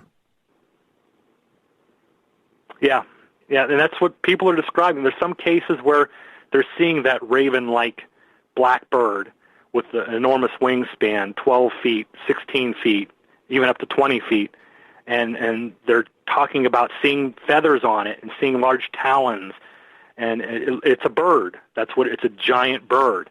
And then there's other people who have claimed they've seen the ropin or the pterodon or the pterodactyl. It's almost like something, like a time slip, where this animal shouldn't be existing, but they're seeing it and they're reporting it. And it's not just a case here or there. It's happened quite frequently. And there are other cryptozoologists like Ken Gerhardt, for example, or Lauren Coleman, who've talked about the Thunderbirds and the different types of sightings, the different types of creatures that people are seeing quite extensively. They've written about them in different books. And again, no one's sure where they're coming from or where they're going. And to be honest with you, I don't even know if they do exist. I've never found any evidence of them other than eyewitness testimony. And although it's compelling, it's eyewitness testimony. And unfortunately, some eyewitnesses can be mistaken. They can misidentify a bird flying over. It's hard to put any kind of scale of anything in the sky unless you have something to compare it to in size if it's something in the area. But people are insisting what they're seeing is the real thing, and some of these people are credible enough that you have to take them at their word. I don't know. I'm still not buying that. So many more pilots would have encounters with this. We're seeing that with UFOs right now. Or at least, and maybe I'm being very naive here, but you think birds lose feathers. Mm-hmm. There would be a feather somewhere. Yeah, you would think there would be. There would be more physical evidence, but people aren't finding it. And I'm thinking, and this is just my opinion, but if these birds do exist, they're not a large population of them. Otherwise, people would be seeing them more, like Bigfoot, for example. We're getting thousands of reports of Bigfoot sightings across the globe, And these Thunderbird sightings, they do occur, but they don't occur in the same frequency as Dogman or Bigfoot sightings do. So if these animals do exist and they are out there and people are truly seeing them, I'm thinking maybe the population, the breeding size of these animals is very low. But how do you keep the sustainable population if the breeding size is very low? Yeah, that baffles me. It really does. And again, it could be a case of misidentification when it comes to seeing some of these birds. Who knows what people are seeing out there, but the cases continue to come in. I know Stan's collected several reports this year. I know other investigators still collect the Thunderbird sighting and cases and reports. They still come in, and it may be just a case of an overactive imagination or a misidentification, seeing a hawk, a very large hawk, fly over. And I remember the story, and I'm sure you remember this as well, that happened back in the mid-2000s, where there was a jetliner flying over Alaska, and they saw a very large Thunderbird that they equated to the size of a small Piper engine plane. It was almost as big as one of those, not twin-engine, but single-engine planes, and that made national news. So, again, either people are embellishing it, they're misidentifying it, or there's something to it. We only got about 45 seconds left before we need to go to break. Out of all the cryptids outside of Bigfoot, because I think that's the most logical they ever get found, what do you think we can find? What do you think is out there that we're getting closer to finding? I think the chupacabra that's being reported in Texas and New Mexico and Arizona, I think that's has a very viable possibility of being solved, and I think that might be a coy dog or a coy wolf or something to that effect. I think that's probably the next cryptid that probably will be solved and identified. Hopefully. I'd like to see some of these get identified soon. Get some reality to it. But I guess it would take, as we go to break here, I guess it would take some of the fun out of it. Totally. Yeah, it would definitely take some of the mystery out of it, for sure. Absolutely. Eric Altman, you hold on. We're going to have Eric for another half hour here in hour number 3 coming up on Spaced Out Radio. And don't forget, we also got the SOR Newswire, as well as the Thought of the Dave. Gotten some heck today from a few people. Why do you ask a question for the Thought of the Dave? Because it's my thought. The question is my thought.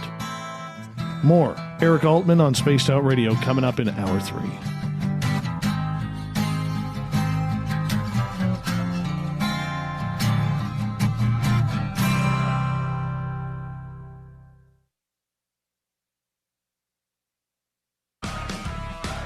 Get your horns up with me on Spaced Out Radio. This is Ron Bumblefoot Thal. Come tune in to SOR, where you can hear me rock out with Little Brother Is Watching, the official theme song of Spaced Out Radio. And then come on over to bumblefoot.com, where you can find out about my tour schedule, my music, and everything else. Bumblefoot.com keeps you up to date on what I'm doing and the best way to stay in touch with my music and music camps. Sign up for my newsletter at bumblefoot.com, and remember, Little Brother Is Watching. At spacedoutradio.com, we have a little bit of everything for you to stay up late. So while you're there, check out our SOR Newswire, where our team brings you stories of the weird and strange to the WTF from around the globe. News on Bigfoot, UFOs, paranormal, Darwinian-type crime tales. It's the stories that the mainstream media usually won't touch. Well, we got them all on the SOR Newswire, only at spacedoutradio.com. We all know on Spaced Out Radio we love a good beard and mustache, so why not take care of your facial hair with Mighty Moose Beard Oil? Made in Canada, we're taking care of beards and stashes around the world. We use 100% natural ingredients with our oils and balms to make your whiskers feel silky smooth. Use promo code SOR2019 at MightyMooseBeard.com today.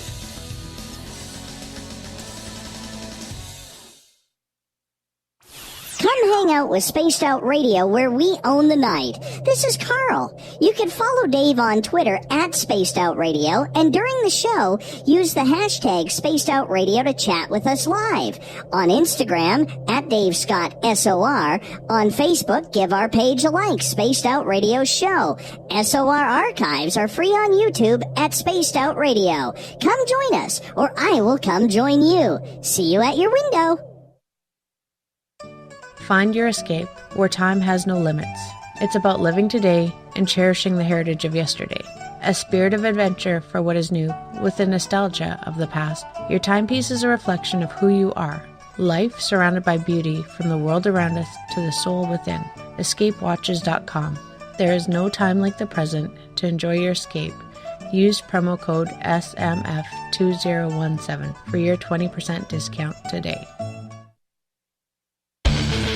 The Call of the Wild is in Vancouver. The Moose Vancouver is one of the hottest bars and restaurants in the city. Open until 2 a.m. nightly, the Moose will rock you like a hurricane all night long. Great food with everything on the menu at $6.95 near the corner of Nelson and Granville. Get your horns up and come rock with us. The Moose Vancouver, the official rocking bar of Spaced Out Radio.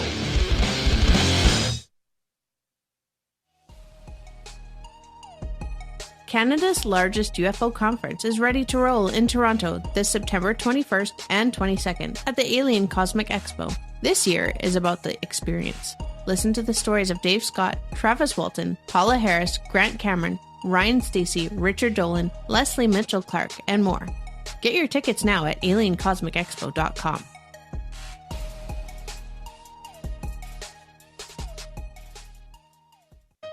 Hey fans, it's Dave Scott. Do I have something for you to check out? A great documentary about legendary Mexican investigative journalist Jaime Maussan and his search for the truth about UFOs. Beyond the Spectrum, Maussan's UFO files can be found on Amazon Prime. It's free to watch if you're a member. You might even hear me in it. So check out Beyond the Spectrum, only on Amazon Prime. Visit purpleplates.com today. For over 40 years, the Purple Energy Plates have been delivering amazing results for their many customers. Inspired by the great genius Nikola Tesla, the harmony, healing, and energetic effects of the plates have proven over and over to be beneficial and often miraculous to thousands of customers. Check their site for daily specials and choose from their many energy products. You won't be sorry. Visit them today at purpleplates.com. So, you love talk radio? Then you'll love TalkStreamLive.com. TalkStream Live is always on, 24/7 with the best streaming talk shows. Find your favorite talkers and discover some new ones. It's free, readily available online or on mobile with any smartphone or tablet. Finding your favorite talk shows all in one place has gotten a whole lot easier. Just go to TalkStreamLive.com. Be sure to download the free apps from Google Play or the iTunes App Store. Are you having encounters with the paranormal, supernatural, or ufological that you cannot explain? Look no further than the SOR Sightlines Report, brought to you by the Experiencers Support Association. This is Ryan Stacey, head of the Research Association, TESA. Soon on the Spaced Out Radio website, you'll be able to file your reports and have them researched for you. We are independent and ready to help Spaced Out Radio listeners today.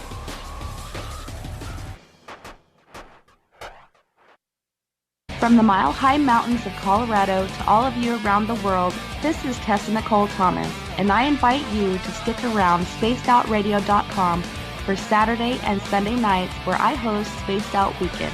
Let me take you on a wild ride of weird and strange topics, from ghosts and ETs to remote viewing, psychic phenomena, and so much more. We get going at 9 p.m. Pacific, midnight Eastern Time on Spaced Out Weekend, where we own the night. On the first Tuesday of every month, I encourage you to come along for a journey with me, Geraldine Orozco, on The Spiritual You. Together, we will take a look at how to access the highest expression of yourself and change your life. Consciousness, ET contact, health, and wellness, we can talk about it all. So come along for a spiritual ride with me, Geraldine Orozco, on The Spiritual You, only on Spaced Out Radio. The freedom to post what you want, when you want. That's the social media freedom you need. Social Media Freedom is the free app in your app store. No need to worry about going to jail or being shadow banned any longer. It's the freedom to say what you feel. The freedom to know Big Brother isn't watching. It's the way social media is supposed to be.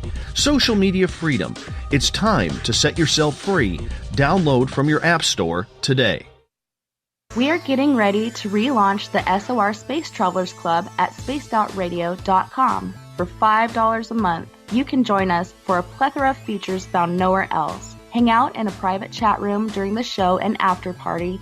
You can check out some exclusive content and a store specifically for you, as well as a private listener forum where you can post your thoughts, stories, and pictures. The SOR Space Travelers Club, coming soon to spacedoutradio.com. Come get spooked at the 4th Annual Forest Moon Paracon in Cedar-Woolley, Washington, Saturday, September 28th. UFOs, ghosts, aliens, Bigfoot. Speakers include Mike Morin and Jason Jordan, R. Keith Andrews, and Dave Scott from Spaced Out Radio, and so much more. There will be workshops and a VIP roundtable. Get early bird tickets now at fmparacon.com.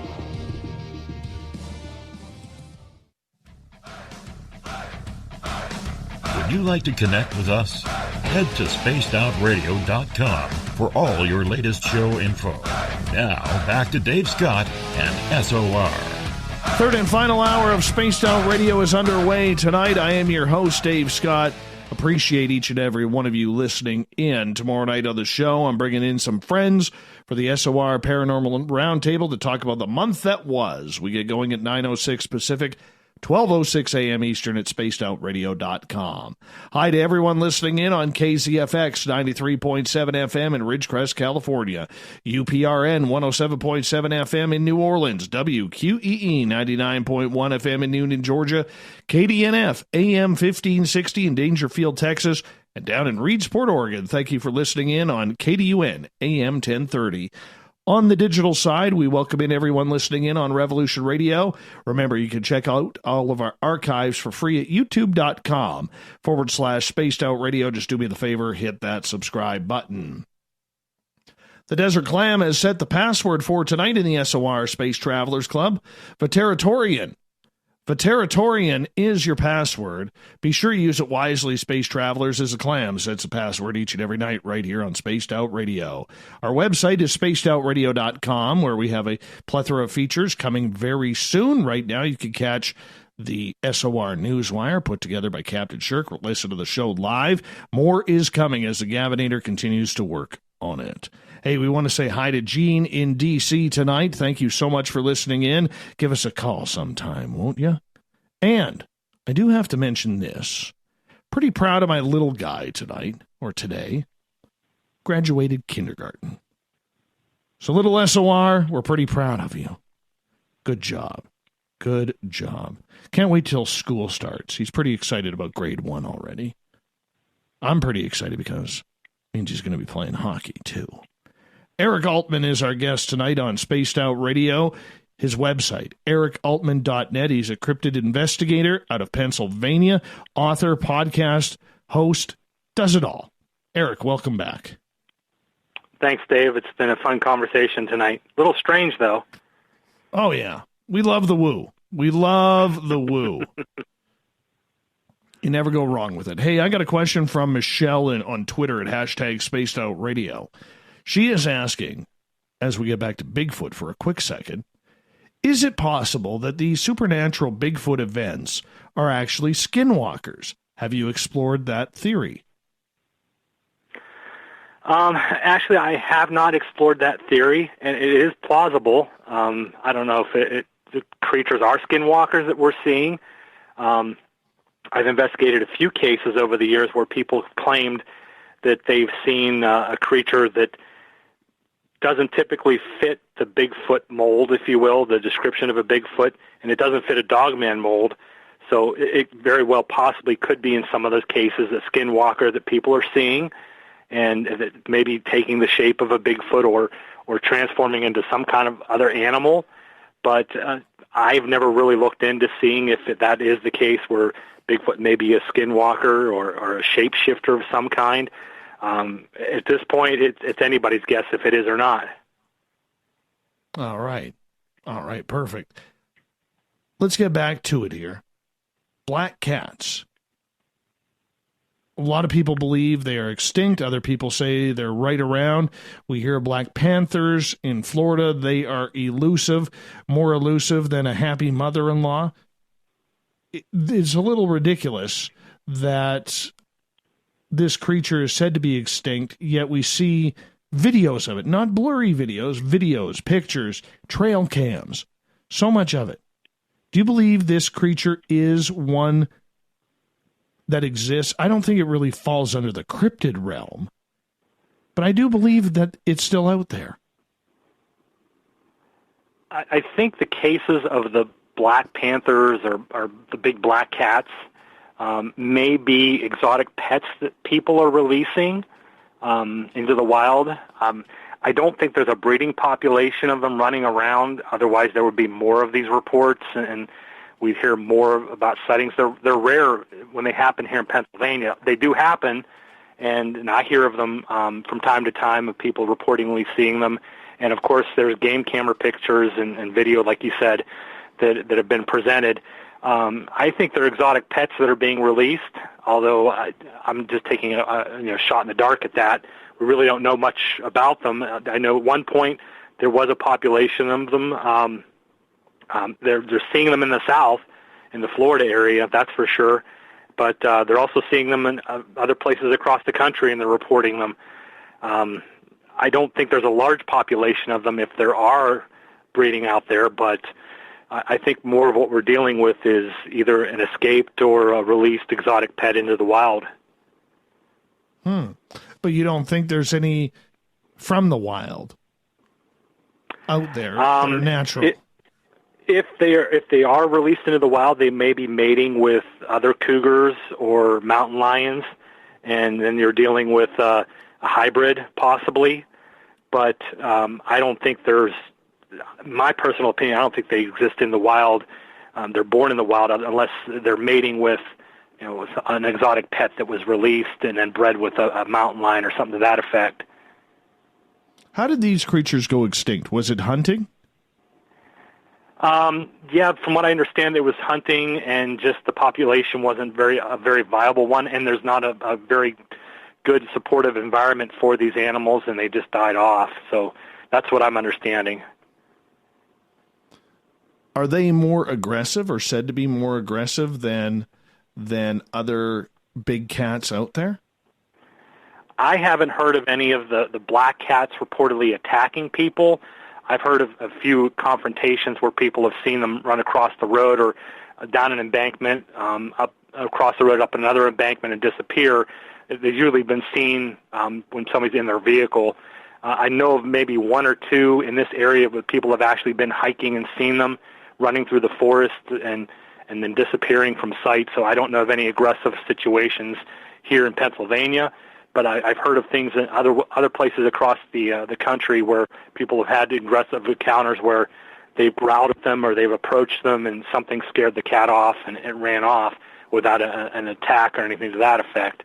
But I would assume, just like any other big cat, a cougar or mountain lion, that they can be aggressive towards humans and attack if they decide to attack a person for prey or for food. I know there have been mountain lion and cougar attacks on people, although rare. They don't happen that often, but they do happen. Butch Witkowski, when he comes on Strange Days, the final Monday of every month, except for this last one, he decided to skip due to a little heart attack that he had. Anyways, he talks a lot about this bipedal canine that is not a werewolf, that is not a Dogman type creature.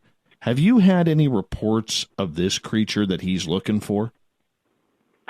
I've had 3 of them that off the top of my head that I'm aware of within the last 10, 12 years. One of them took place in Fayette County in a town called Uniontown, where a woman claims that it was a werewolf that came out of a middle school yard, a wooded area behind the middle school. It came out, approached her vehicle.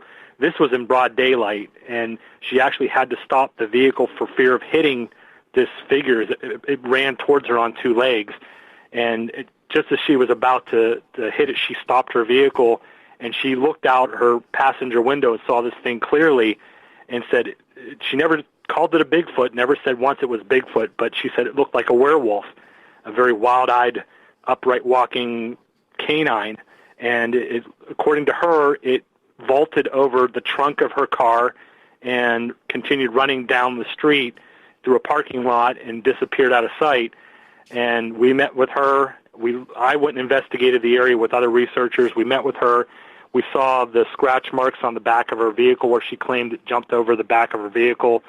That was the only Dogman or upright bipedal canine case that we got from that particular area. I talked to a hunter at the beginning of May who claimed that he and his brother-in-law were turkey hunting, and they were in camo in a blind and well hidden. They were calling turkeys in, and for some reason the turkeys almost got to the point where they could shoot them, and they stopped and started acting really skittish, looking around, and then quickly retreated. And as their attention was drawn towards the turkeys, they heard rustling in the brush, and they looked and saw up on this hillside, they saw what they could only describe as some kind of dog that stood up on two legs and walked very quickly from one tree to another tree. And he described seeing a snout, pointed ears on the top of its head. Its arms were very tight to the body.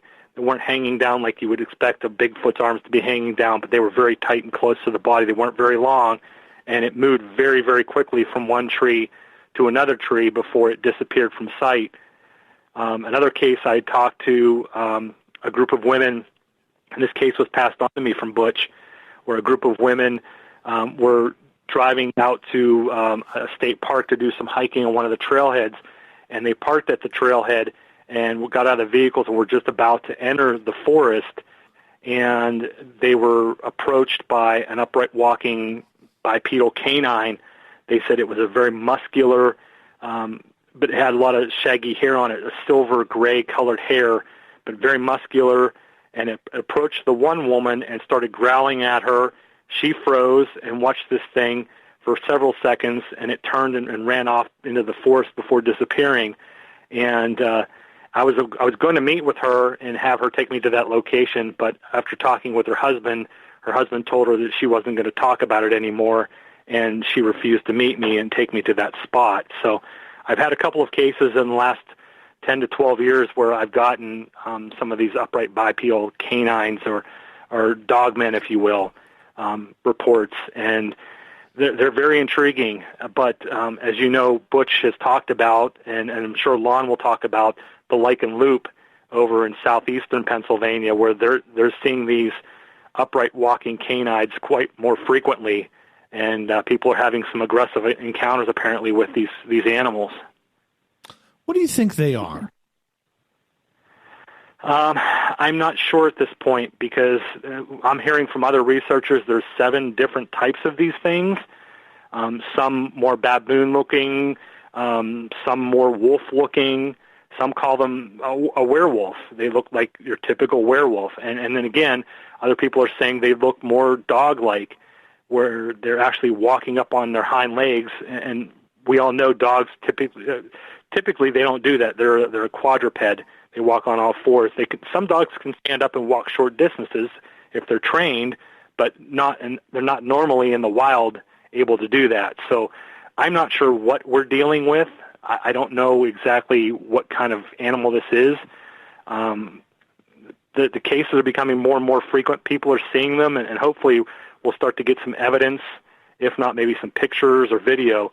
Maybe somebody out there will be able to snap a couple pictures of these things that they're seeing, so we have a better understanding as to what these animals are.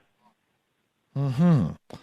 Now, Butch has said on a number of times that people who have come across these creatures or Bigfoot who have been armed, let's say they're hunters, or they're just carrying protection while going on a hike, that when they've come across these creatures and they've raised a firearm to them, they almost get this feeling as if there's a telepathic communication that basically says, yeah, that's not going to be a good idea if you do that. Have you heard of cases like that before? Yeah, and I've talked with Butch about some of those cases.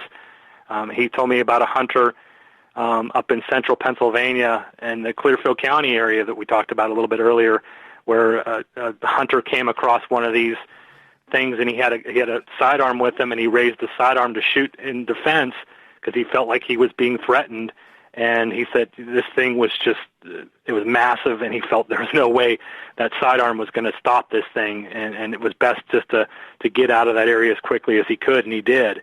So I've talked to Butch about cases like that, and I've heard from other people that they don't feel like the animal's going to attack them, but they feel like the animal's very territorial almost, like it's showing an aggressive stance or posture, baring its teeth, growling at people to get them to leave. And I've heard recently from Butch, talking with him, that there have been a couple of cases where these things have actually approached people very, very closely, almost like getting right up in their face before fleeing. There wasn't a physical contact made, and the animal didn't attack the people, but it was very aggressive, and it approached the people more so than in the past cases have been reported. Mm-hmm. So with this creature, do we know of any cases of where it has attacked people? I have not heard of any myself. Butch could probably speak better to that than me on that.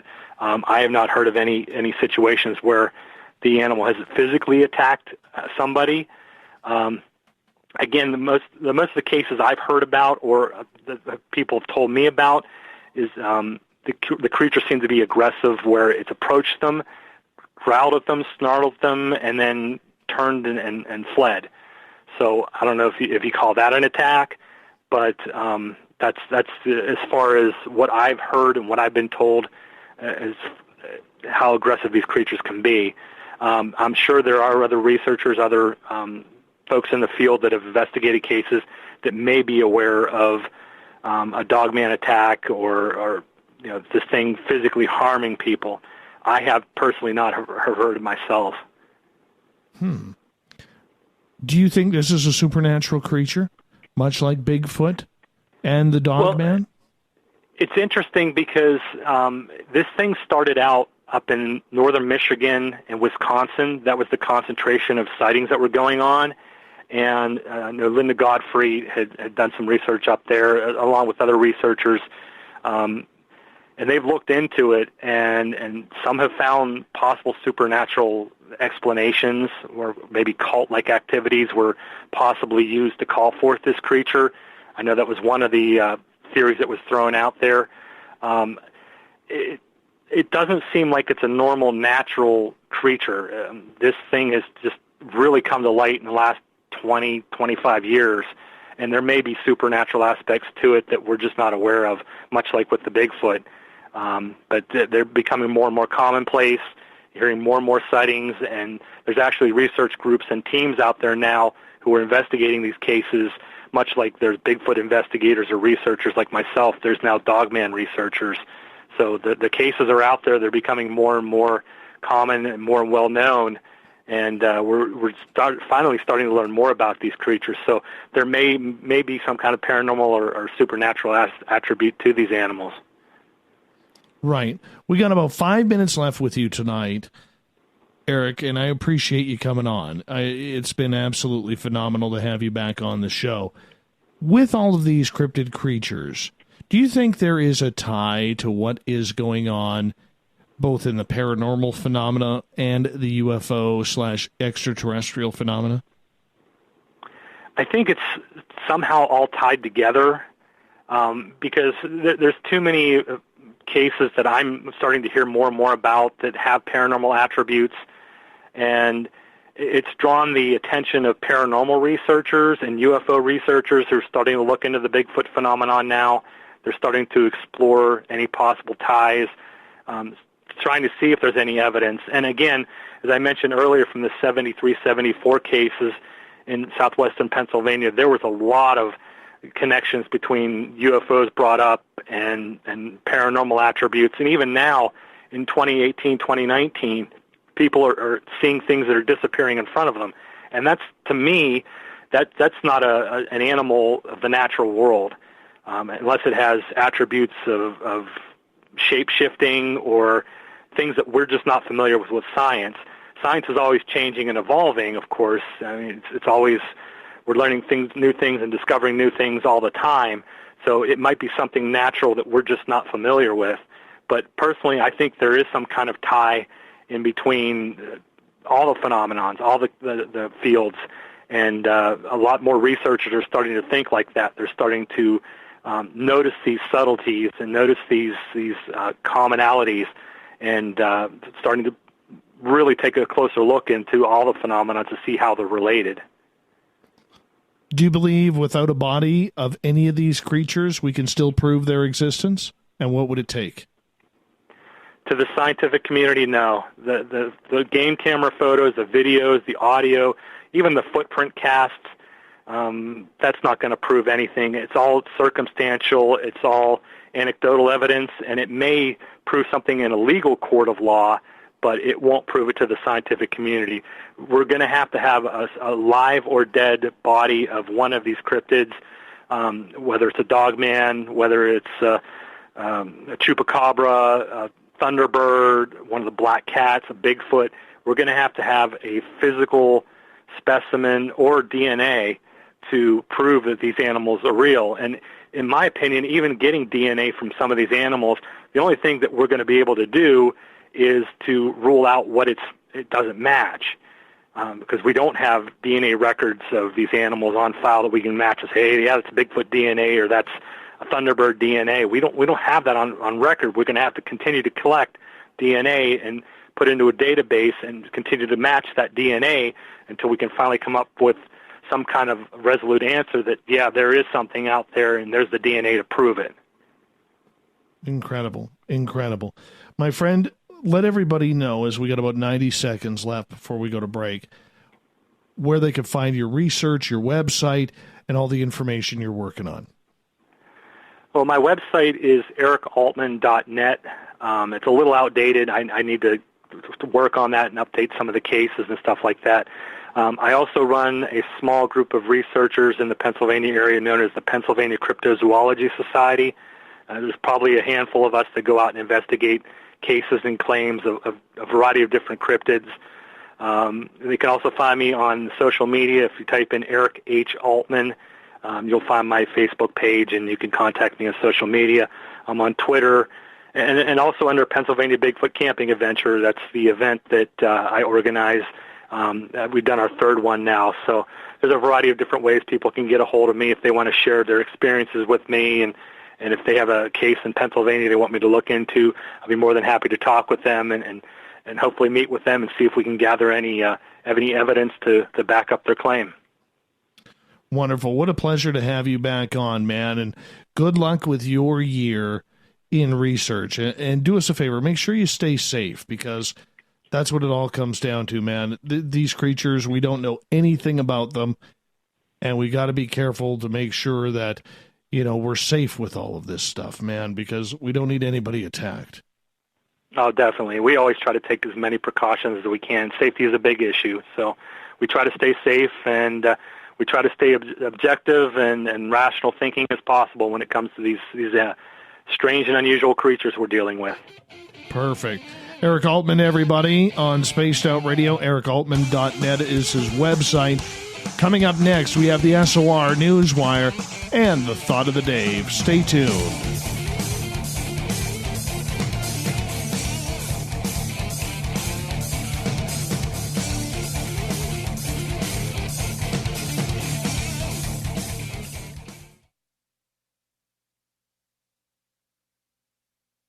Coming soon to our website, spacedoutradio.com, is the SOR Space Travelers Club. For just $5 a month, you can get into a private area on our site where you can hang with other listeners in our chat room, post in our forum, and check out a bunch of exclusive content and store that won't be found anywhere else, including a nightly after-show party with Dave.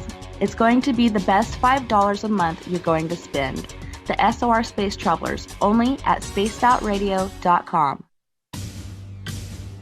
Are you having encounters with the paranormal, supernatural, or ufological that you cannot explain? Look no further than the SOR Sightlines Report, brought to you by the Experiencers Support Association.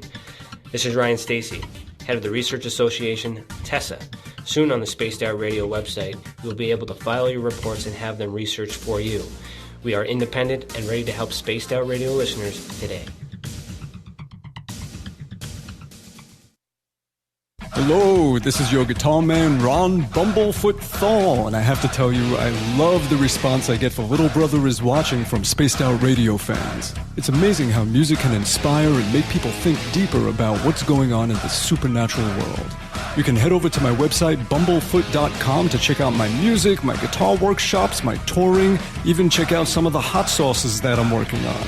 And make sure you keep on listening, because with Spaced Out Radio, you know Little Brother is watching. Hey, Spaced Out Radio listeners, it's Dave Scott. I want you to check out a great documentary I'm involved in called Beyond the Spectrum, Mosson's UFO Files. Directed by Darcy Weir, the film follows Jaime Mosson's journey for mainstream journalistic truth in ufology in Mexico. Beyond the Spectrum can be found on Amazon Prime. If you're a member, watch it free. It's worth the watch.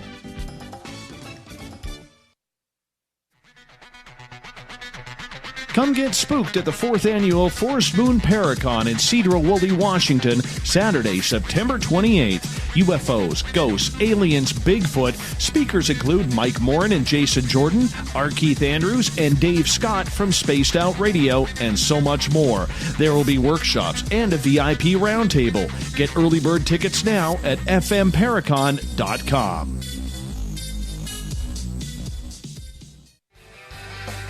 From the heartlands of Canada to beards around the world, we know how to take care of you. Fill your follicles with the Mighty Moose Beard Oil.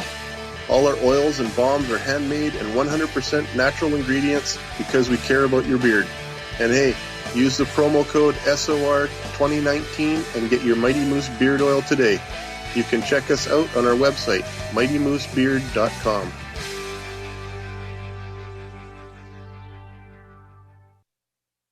Heading to Vancouver and looking for a night on the town? The Moose Vancouver is the bar that never stops rocking until 2 a.m. every night. The Moose has great food with everything on the menu from $6.95 to $8.95. Fantastic, vibrant staff and rock and roll that will bring you back to when the music was real, the hair was long, and the guitars were rocking. Get your party on at the Moose Vancouver, the official party bar of Spaced Out Radio.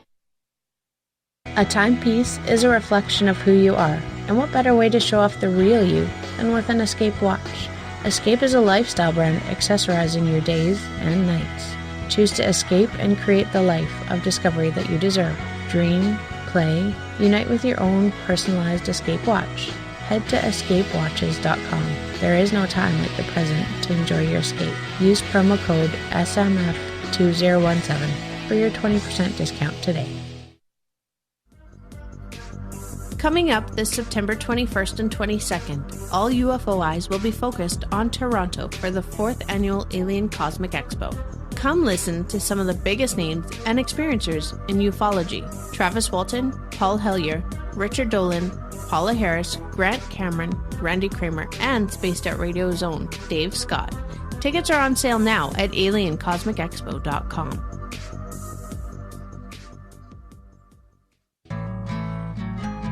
Looking for a place to advertise at a very reasonable cost? Look no further than Spaced Out Radio. SpacedOutRadio.com has an advertising tab that you can click to check out our daily, weekly, and monthly packages to play on the radio, or our website including social media. From commercial spots to banners, we have it all. Check out our competitive pricing today. Every night on Spaced Out Radio, we have places for you to hang out.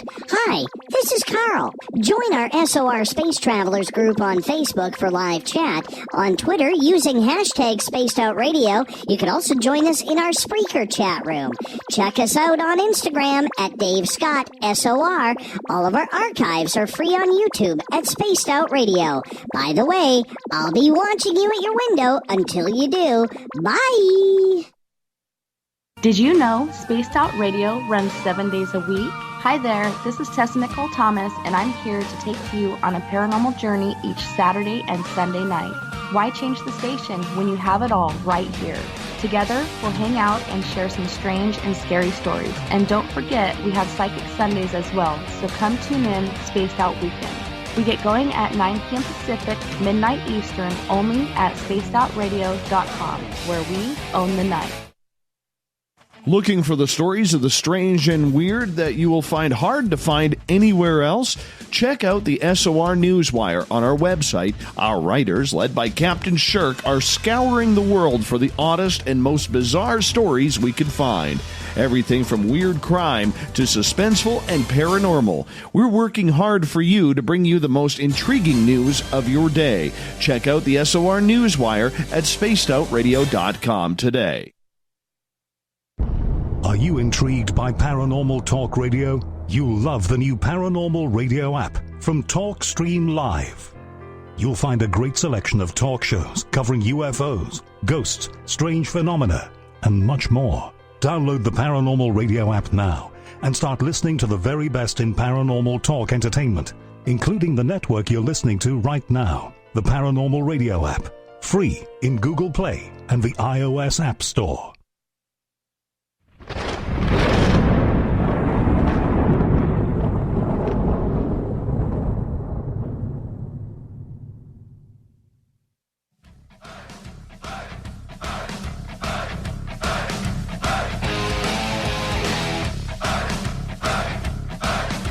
We've rounded third. We're heading for home tonight on Spaced Out Radio.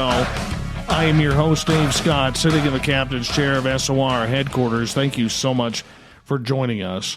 Reminder, if you've missed most of this show or others, you can always go to our YouTube channel, youtube.com/Spaced Out Radio. Just do me the favor, hit that subscribe button, and don't forget our website is spacedoutradio.com, where soon we will have a plethora of features for you. The Gavinator is working diligently to complete it up in the next little bit here, so please stay tuned. Let's get to the news of the day. The SOR Newswire, brought to you by Paranoia Magazine.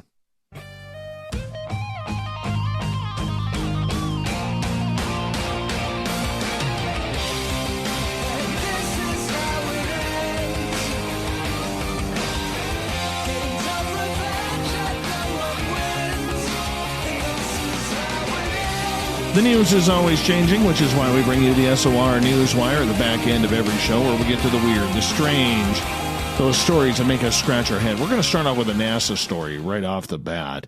NASA is eyeing up a nearby asteroid that potentially contains enough gold to make every person on Earth a billionaire. Psyche 16 is nestled between the orbits of Mars and Jupiter, and it's made of solid metal, as well as gold. The mysterious object is loaded with heaps of platinum, iron, and nickel. Sounds like this asteroid needs some freedom. In total, it is estimated that Psyche's various metals are worth a gargantuan $10,000 quadrillion.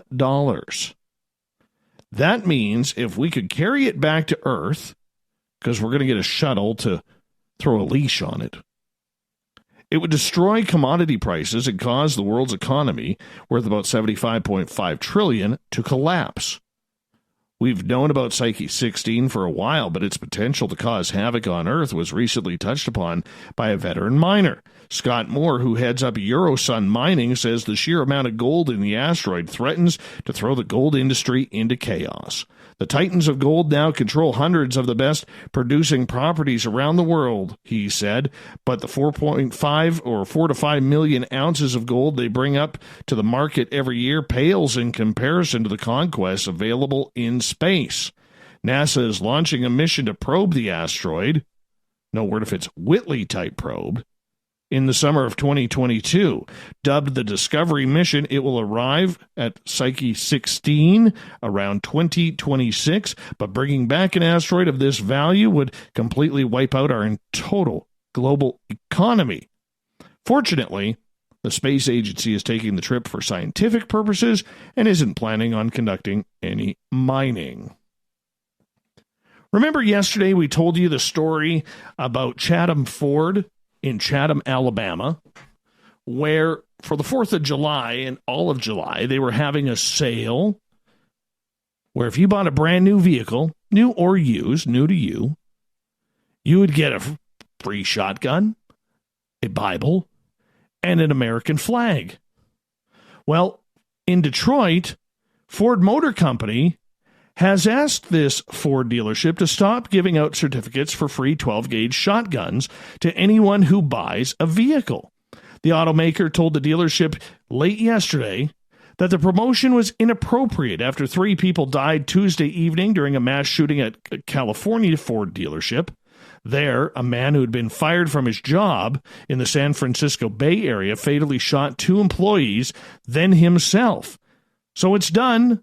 They've ended our promotion. I'm disappointed, Colin Ward, general manager of Chatham Ford, said. Chatham Ford's advertising offered the shotgun, Bible, and American flag with a car purchase. The offer drew hundreds of calls from across the country, including Michigan, from people wanting to buy cars to get the shotgun. Ford said we can fulfill our commitments to the customers that we've made up until now, but we have to cease it going forward. Ford spokesperson T.R. Reid said that the leaders in Ford's regional office asked Ward to cease and desist the promotion in light of the California shooting. This is a local promotion. It's not something Ford developed, and the dealers are independent businesses, says Reid. But if a dealership is altering the promotion in light of the tragedy, that seems appropriate. From the start, Ward was overwhelmed by some of the responses he got for the promotion. Some gun control advocates objected, but Ward insists the offer was not intended to offend anyone. He only wanted to sell more cars in a tiny rural community. Wow.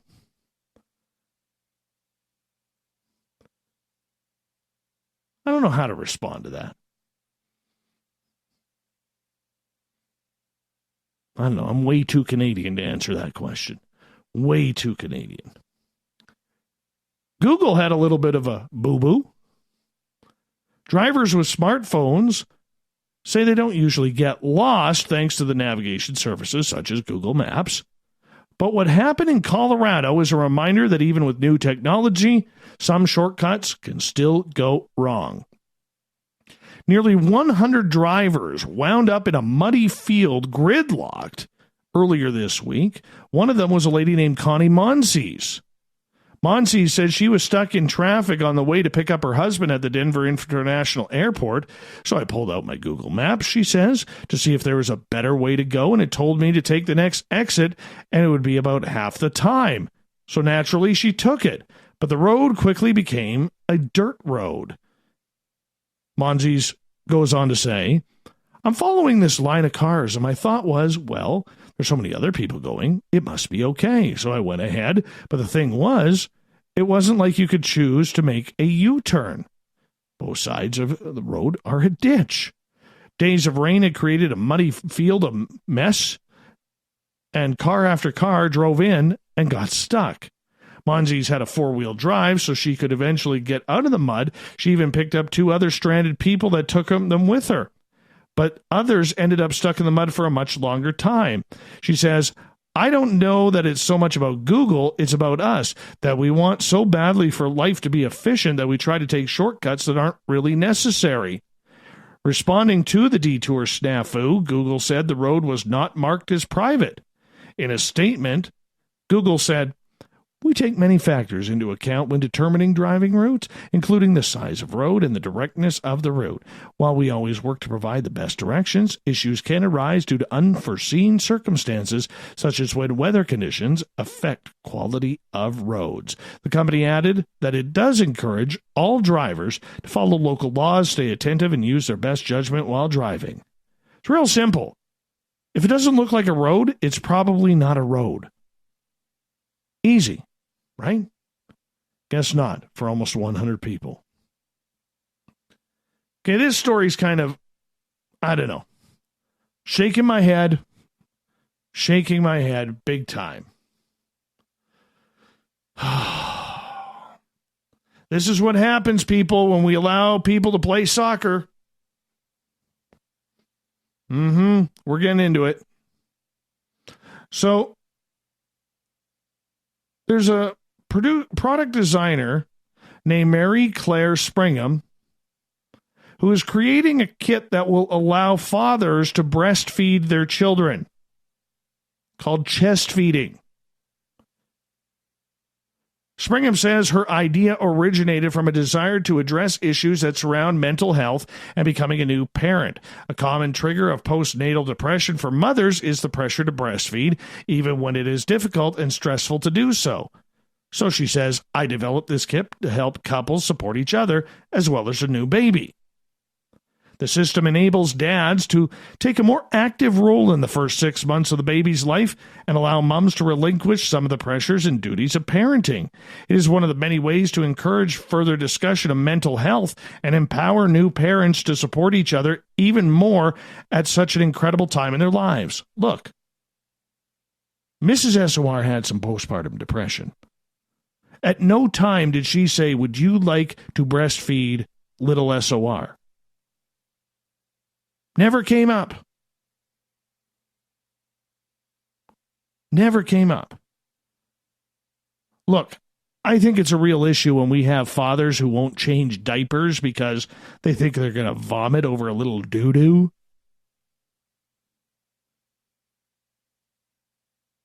And I'll probably get some hate over this. But it's not very masculine. Not very masculine. So anyways, this pump thing,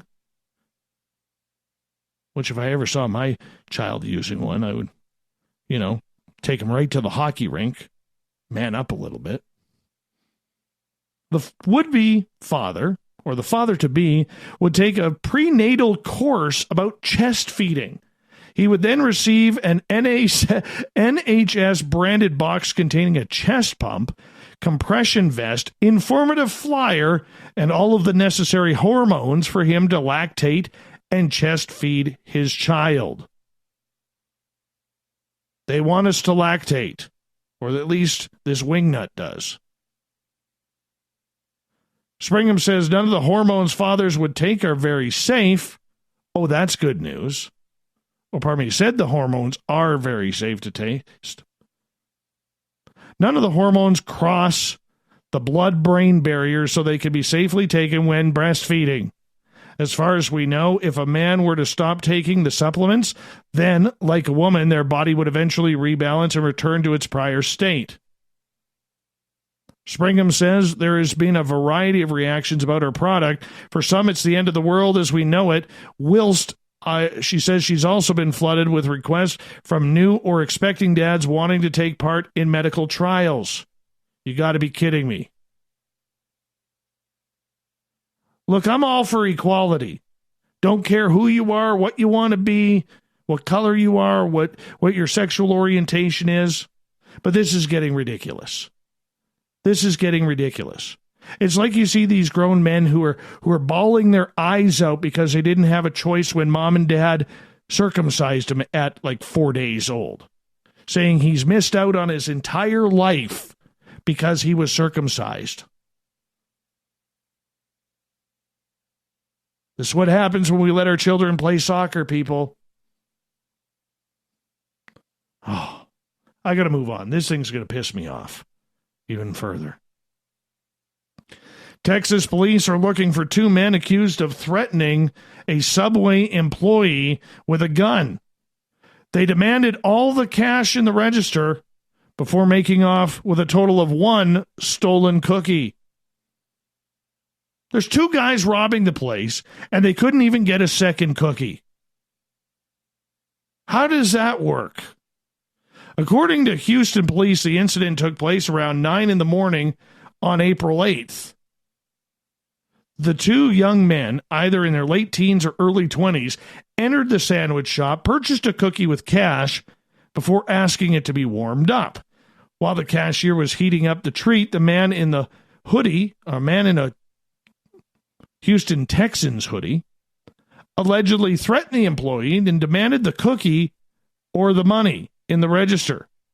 According to the cashier, the man had a gun. However, in video surveillance, it's not evident that he actually does. Cashier, who claims to have told the men that the store security system was recording the incident, handed over one extra cookie, saying he felt threatened. The pair appear to be leaving the restaurant after that. Crime Stoppers is offering a $5,000 reward to anybody who can give information to lead to charges for the cookie thief. And finally, kind of a sad story here. A woman in Florida is absolutely furious when she discovered what a bird fed to her baby chick. Karen Mason, who's a volunteer for the National Audubon Society and a self-described avid photographer, was able to snap a picture at St. Pete Beach just a few days ago, about 7 days ago. Anyways, while she was working, she noticed a black swimmer feed her chick something unusual, so she decided to take a few photos of it. She says, "I knew it wasn't a fish, but I couldn't tell what it was till I got home and blew the photo up." She's apparently horrified because the black fisher was feeding its chick a cigarette butt. I don't know if the chick ate it, as I got distracted talking to some visitors. Usually the chicks will pick up things like pieces of wood, but don't actually eat them, so I'm hoping the chick put it down, Mason says. Once she saw the disturbing images, she said she was furious and posted the pictures in several local wildlife groups on her own Facebook page, going to social media with it. Local news outlet picked up the story. According to Cigarette Butt Pollution Protection, a campaign by San Diego State University Graduate School of Public Health, most of the 5.5 trillion cigarettes made with filters each year end up being thrown away somewhere in the environment. Don't know if the bird made it or not. Hopefully it did. Maybe it just needed a nick fit, or was having a nick fit. Maybe they don't make little birdie patches yet. Maybe it needs the gum.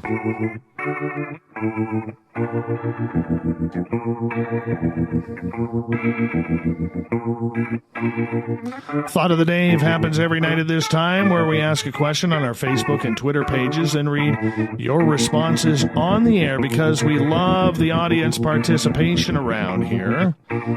Today's Thought of the Dave is as follows. Let's get right to it. If I came across Bigfoot or Dogman, I would... Oh, a little bit of a cliffhanger there. What would you do? Let's get to some answers, shall we? All right.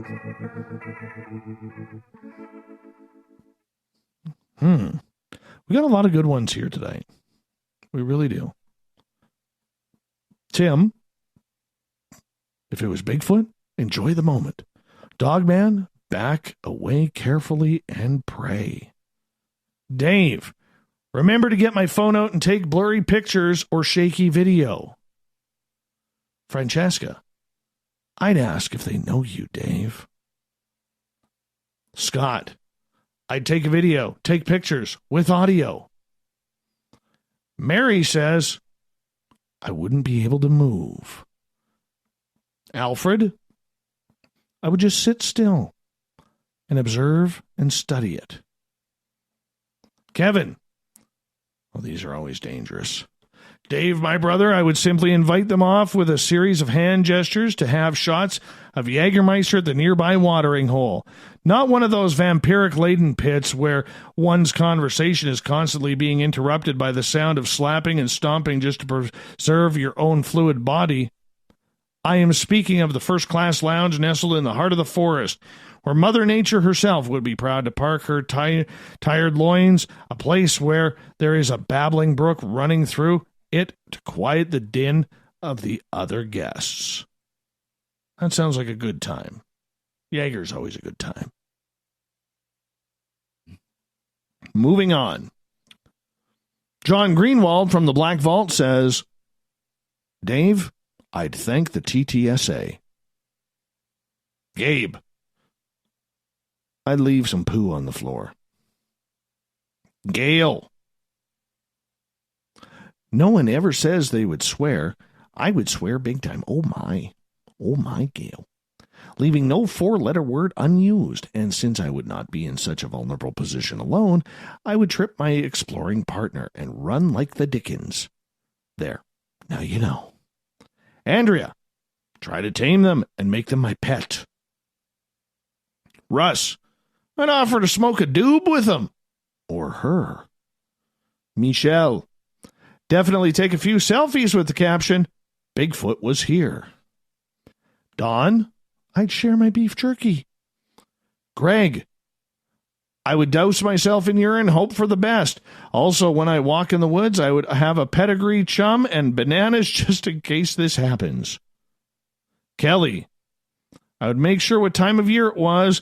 Would be an awkward moment to confuse Bigfoot or dog person for a woman who doesn't shave during the winter. Oh my goodness. Sometimes I gotta pre-read these. Honestly, sometimes I need to pre-read these. Bad, Kelly. Bad. You can test out the thought of the day. Actually, we won't be having a thought of the day tomorrow because it's the SOR Paranormal Roundtable. We did the full show on that night. But you can do it on Monday, Canada Day, when we are back live 9 p.m. Pacific, midnight Eastern. Hey, big thanks to Captain Shirk for putting our news together tonight on the SOR Newswire. Really appreciate you doing that. You can find it at spacedoutradio.com. Also, we want to say thank you to Eric Altman for coming on in, talking some cryptids, some Bigfoot, some Dogman, some Thunderbirds. EricAltman.net is his website. You can check that on out. Tomorrow night on the show, we got the SOR Paranormal Roundtable. Yeah, we're going to bring in some friends. We're going to talk about the month that was, starting at 9:06 Pacific. 12:06 a.m. Eastern at spacedoutradio.com. We got Mr. Ron Bumblefoot THAL rocking in the background with Little Brother is Watching. Bumblefoot is the official music of Spaced Out Radio, rocking us in and out of every single show. Get your horns up for the guitar god himself. Special thanks to everybody listening in at work, at home, in your cars, in our chat rooms, exclusively in the SOR Space Travelers Club, on Twitter at hashtag Spaced Out Radio, wherever you may be. Remember, this show is copyright by Spaced Out Radio and SOR Media Ventures Limited. Thank you so much for tuning us in tonight, wherever you may be. We appreciate it because we are growing bigger and better every single night because together, my friends, we're watching. We own the night. I will talk to you in 21 hours from now. Mr. Bumblefoot, we need a favor.